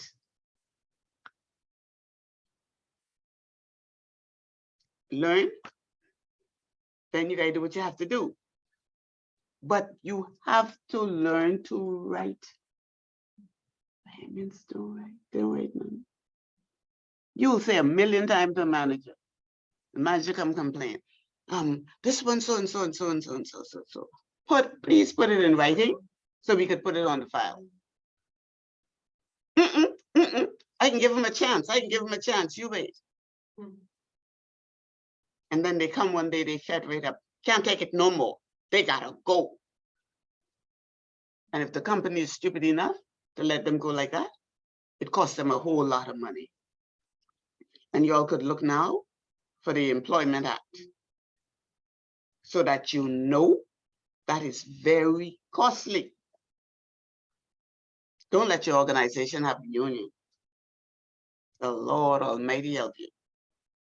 Very, very, very costly. But those are things the HR department should be at the forefront of, guiding your management, pointing out to them certain things. When I first moved up to Nassau out of Freeport, for a short while, I was over at resorts, and the casino had an Italian manager, Lino Rospentini. all the people who work on the casino side, the hotel had its union. So those people got, what the union negotiated for them in terms of their gratuity, in terms of overtime pay and all that, and holiday pay and birthday pay and every kind of pay. The casino staff got nothing. They used to work 6 days and they didn't pay them no overtime. Even on the 7th day, if they worked on a Sunday, no overtime. I just happened, for the first time in my life, was given a job for 3 months. I stayed. That was not a supervisory or management job in all my career from I started to work. So I was one of those people. So I brought it to the attention of the vice president of human resources over there, who's still over there. Well, what we're doing is working. I brought it to the attention of the financial controller. Well, what we do is working. So I went to the casino manager and I said to him, but you can't do that. You can't work people 6 and 7 days. The law says you can't without paying them overtime. He told me, well, it's okay with, he says, we have HR department and it's okay with them. I said, but that's not right. And he told me, so I told him, no, before he told me, I said to him, but you know what? I'm going to suggest, because I had come out of resorts in Freeport as its director, human resources. And so I just said to him, listen, either you could start to pay them the overtime. On Saturday, it'll be time and a half. On Sunday and holidays, double time, according to the law. Or they can go and take you to court from 1975, when all this should be done. I came up here that would have been in 86, I'm having this conversation. He said to me, I don't like you. I don't like you. I said, that's okay, because I don't like you either. And I'm saying that's true. I said, I don't like you either. But I'll tell you all something. The next week, the policy changed. So then people who work in the casino and stuff over there got me to thank for that. They may not know that, but when they read my book, they shall see it. Okay? They give them retro? They give them retro? No, they didn't. Well, they'd go broke. Okay? But they started the next week. But sometimes, I'm just saying to you all, sometimes as HR people, you have to stand up for what is right, even if it makes you unpopular. Because I truly believe that if you are doing the right thing, I believe in God, I do. And I believe he will take care of you if you're doing the right thing. Because like I said, I was only there for 3 months. Then I guess somebody told me that Solomon Brothers, that's the wholesale, you all remember Solomon's Wholesale and all the retail stores and stuff, they were looking for human resource director. And I made an application to them and they hired me. And so you just have to do what, if you see something is wrong, HR, you need to point it out.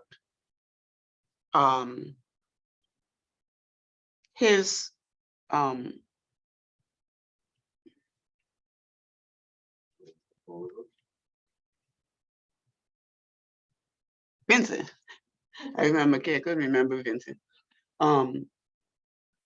Vincent's paper was very good in laying out a great balance between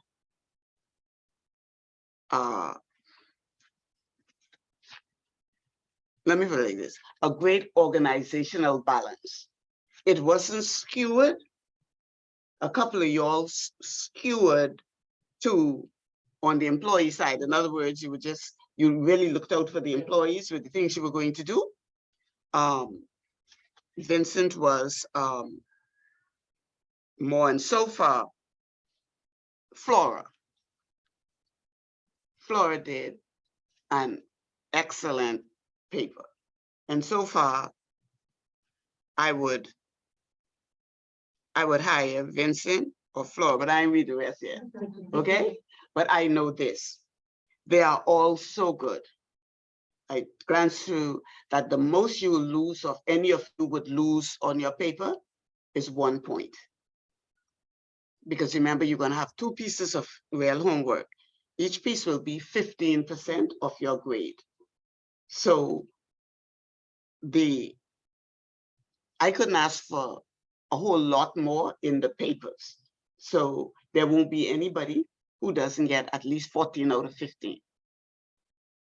Now, like I say, I'm still, if I get, if it's worth the full marks, you get it, because there are some things that need to be in it.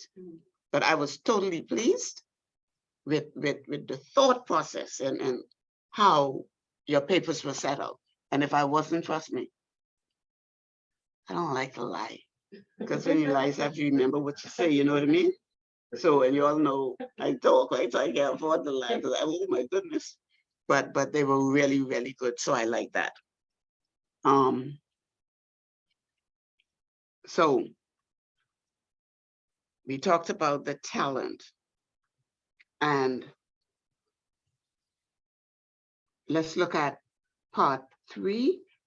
That's page 22.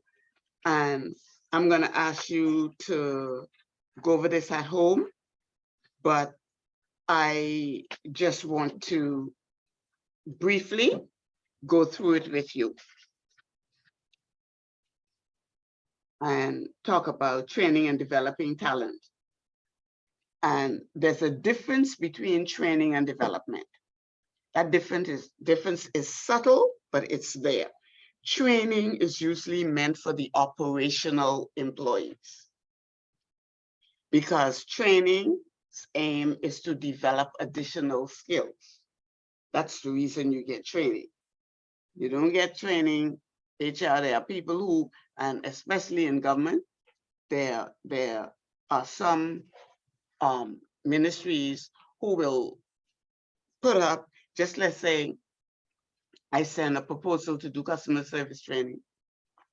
Rather than try to determine who needs the training, they stick it up on the wall or in the kitchen or somewhere and say, who would like to go to that training?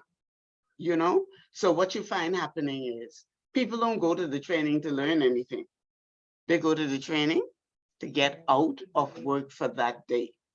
Because I could tell you, I have done many workshops for the public sector, and 3 o'clock, half of the people, they come out and they go on. So the aim is also to meet the current and present needs of the employee. And where should you be able to go to determine the needs of the employees? What tool is used in HR specifically? The performance rating? The performance rating, your performance appraisal, that is supposed to tell you what an employee needs, Because however that rating goes, it shows you either the employee is below average, good or outstanding, or however they put it. It's there numerically and it's there in words. So it's based on that and the comments that managers put down there that you know what an employee needs. And so this initiative is taken by management. Development, on the other hand, is meant more for the senior and executive team, because now that development is aimed at attributes, enhancing them, making them stronger and better, like leadership and organizational strengths and all those sorts of things. And development aims to meet the future needs of an employee. And the initiative for development is taken by an individual. The individual at that level says, I need some more. And that's why you may find like somebody who, say, a general manager would go and sign up for Nova Southeastern to do a master's in business management or something like that. That's development, that's enhancing those skills. And so that little diagram at the bottom just shows the relationship between training and development. So there are some questions I want you to put on, you can write on the side of them that I wrote on the side when I was doing. So at evaluate performance, what you want to ask yourself is, how does an HR person get involved in this process?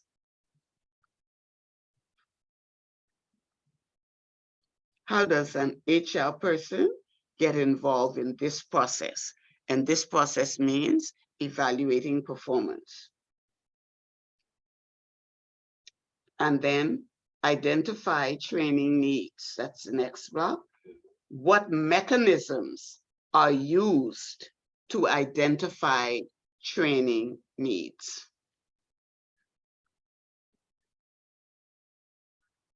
What mechanisms are used to identify training needs?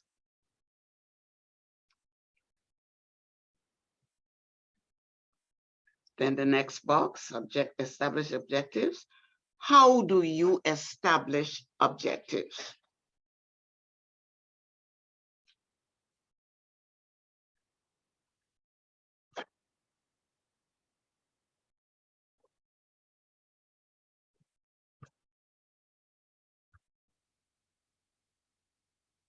And then select training methods. What consideration is given to selecting training methods?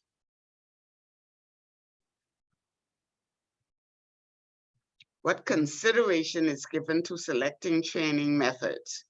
And then look at, when you're answering that one, look at the type of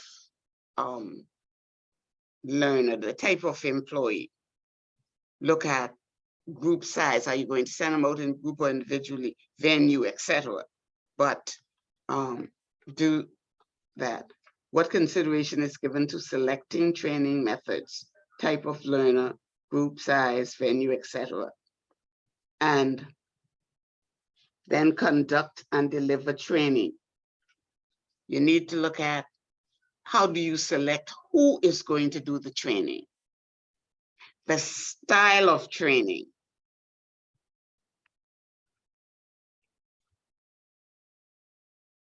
And you have a number of styles: classroom, meetings, seminars, conferences, whatever.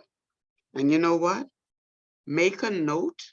I think it's going to be worth it for you to make this homework number 2, your last one. But you don't have to. This is our 3rd week. So yeah, you'll have to, let's do this and get it to me by Wednesday of next week. And if you finish it before, send it to me by email. Okay, so that'll be homework number 2. So everyone will have to worry about homework anymore. You said the degree is based on is it the venue? You're saying classroom? Yeah, I was just giving some examples, Oh. because you talk about who is training and the style of training. So this is going to be this exercise here, your relationship between training and development is going to be, I would expect some detail that's close to reality about, you know, how you think certain things should be done and why they should be done. It's still a bit lost. Like I don't know where I'm starting exactly what we. What you're doing? Okay. Every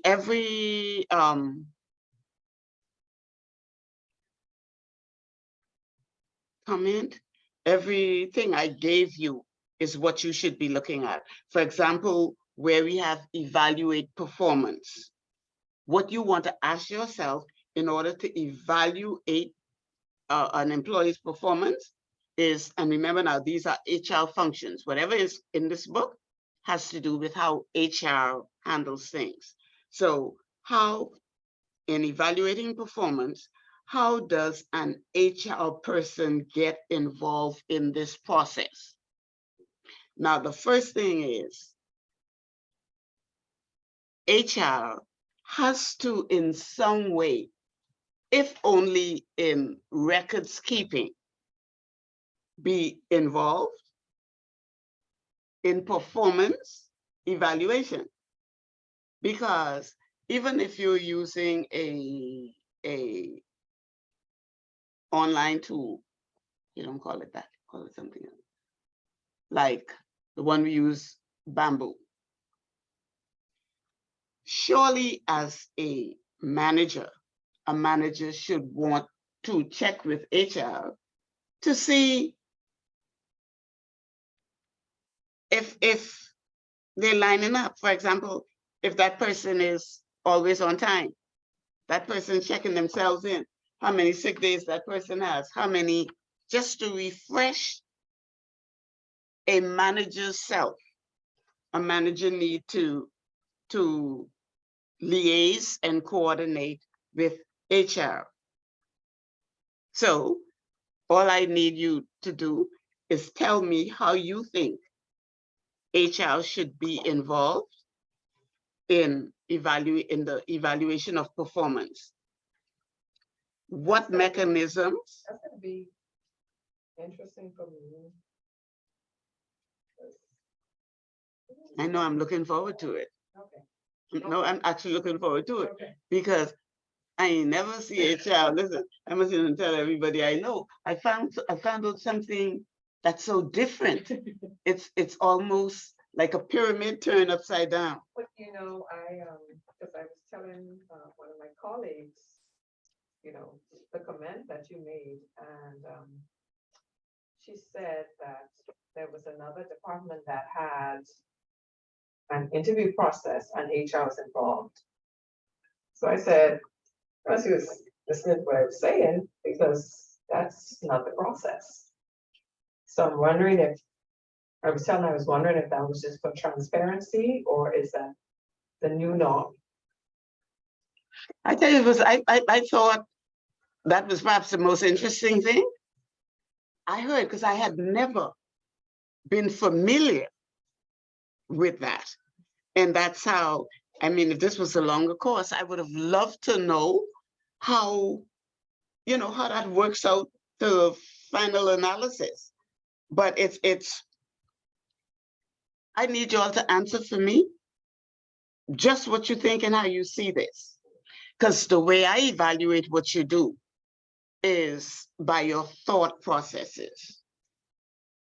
You see? Do your thought processes make sense? That's how I evaluated your work. Could this work in, because they all were similar in a way in the things you would do, but how were different. So I just evaluate if this could actually work. Okay, and so this exercise is for you to express how you think the relationship with HR and training and development should go. So out of this, you may have some suggestions as to how it should be done. Like, for example, where we have conduct and deliver training. You may have some innovative ideas about how that should be done. And I just want you to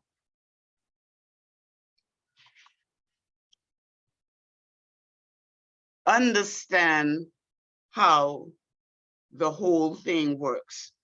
And so to help you with that, read pages 23 and 24.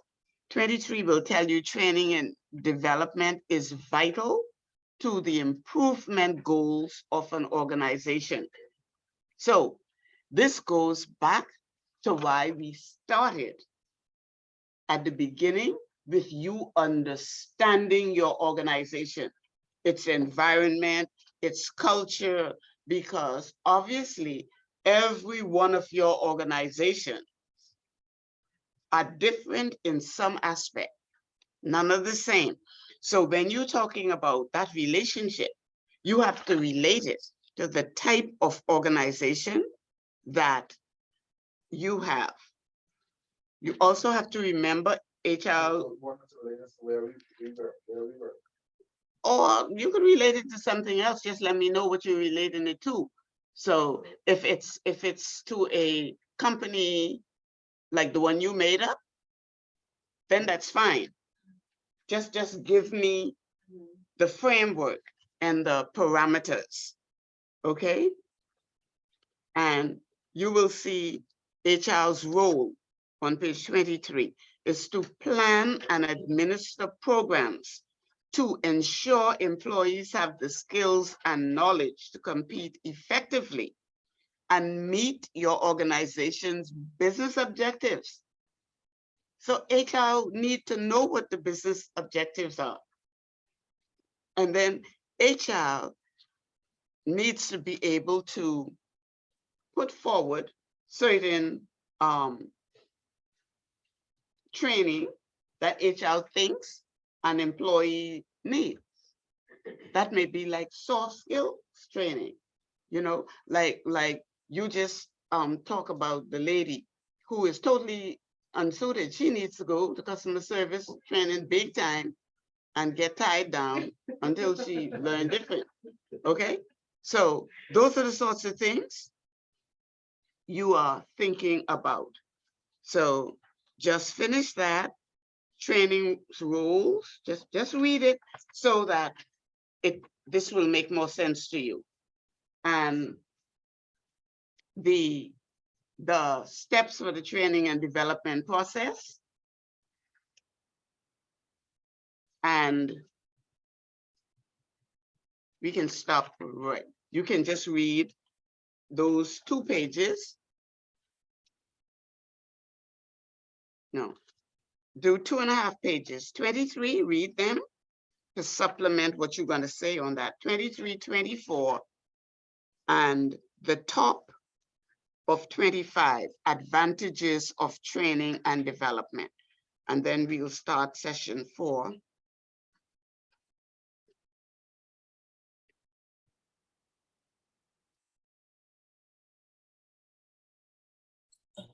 Ms. Roll, you could repeat question number 2 for me.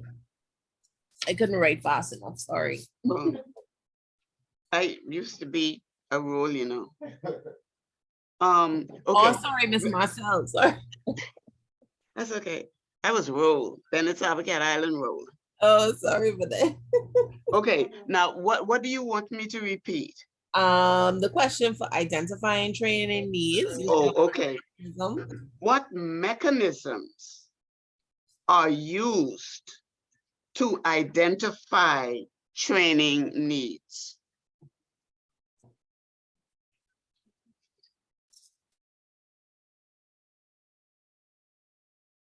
Anybody else need me to go over any of the others, so everybody got it? Okay. Okay, so like I say, before you attempt to do it, just look at HR's functions and roles and the steps for the development process on page 23, 24, and the top of 25. Okay, so that will be the last of your work. And if you get it to me. Okay.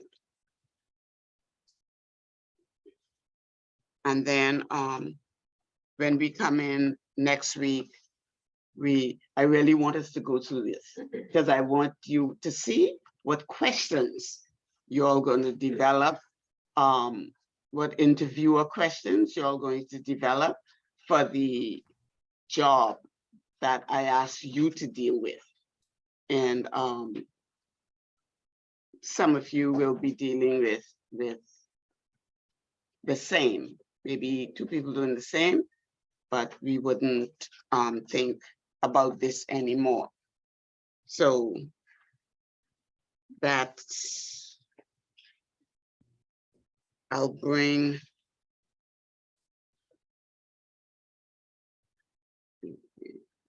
I have 3 papers to bring back to you. Ladies online, I will scan your papers back to you. Vincent, I gave you yours.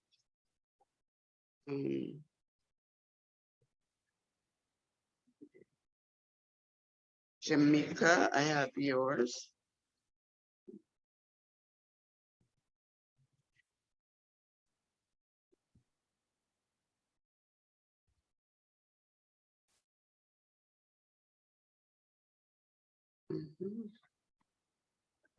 I love this introduction. And your rationale for stuff, you have good rationale. As a matter of fact, I'm gonna tell you a secret. I had given a top mark, 15. But when I got Flores, I had to change it. So you got 40 instead of 50. Because Flores was awesome. You made some changes or? No, I normally just make little comments about what I think about it. But I thought your intro was excellent, and your rationale for this is really good. This one is mine.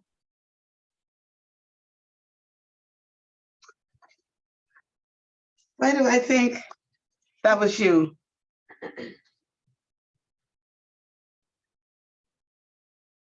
You probably haven't gotten that one.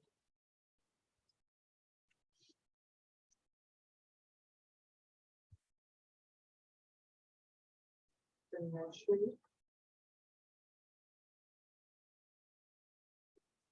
Right.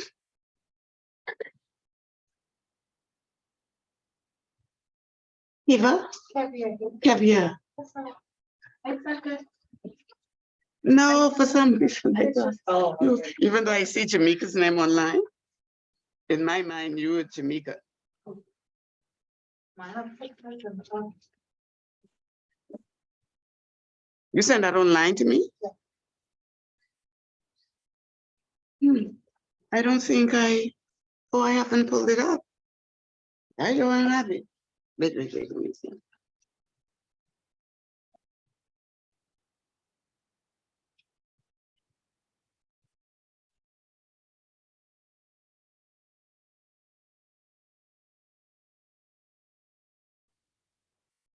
Got Chantal.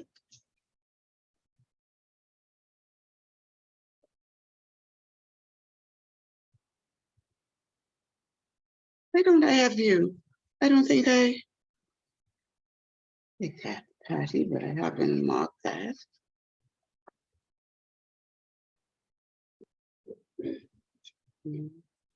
Share.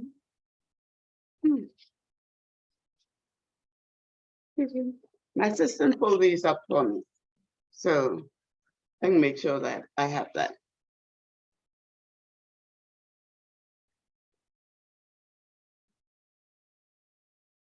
I really don't. Okay, make it. Okay. Chantal.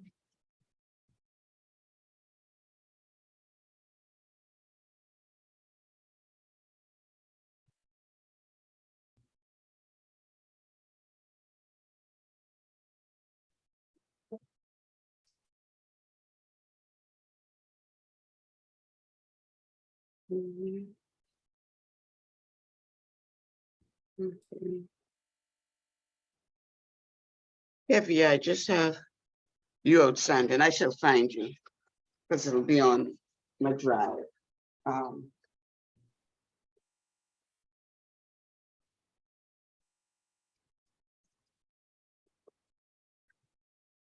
just think we don't have no manners. You right in the boss of the company. Yeah, I have an English friends.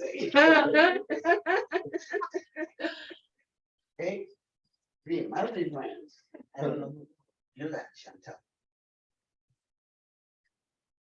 I think the stuff was really good. I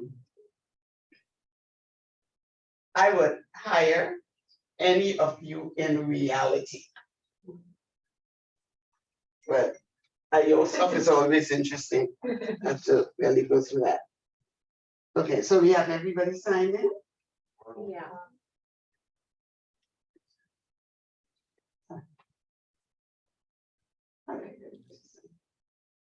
Okay, so remember I asked for a little time so I could go see my granddaughter, well, it's 9:15. So, if you could please come, let's go. Ladies. Ladies online, I'm sneaking out. I'm sneaking out a little bit early to go see my granddaughter. Yes, that's no problem at all. Okay, and if anything, y'all can always send me a little email, okay? Okay. Yes, ma'am. All right. All So y'all right. have a Good good night. night. Good night. Mhm. Huh? Did you read mine? Is with the nursery with how I put myself as the assistant, wanting to. No, I don't think so. Yeah, no, I don't think so. He probably just didn't pull that one up for me. Night before last.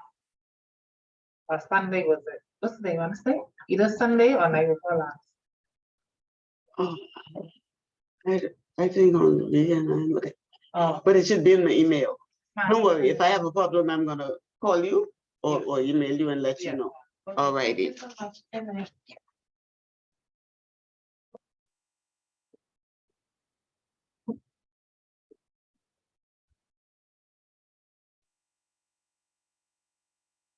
What's the date today? It's 28. This one says it comes from Holy Trinity. Yeah. Someone told me. I grew up in a church. I was wondering, because I thought you were a little familiar to me, you know? That you looked familiar. He left when we went to St. Mary's and then we went to place. Okay. Your son is Carrie, right? That's right.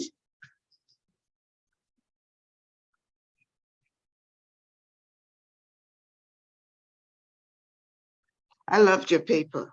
Thank you, thank you. Mm-hmm. Gotta take my lunch break to wrap it up today. You serious? Wow. I know, you know, Anna, yeah, Anna, that's good, so work crazy right now.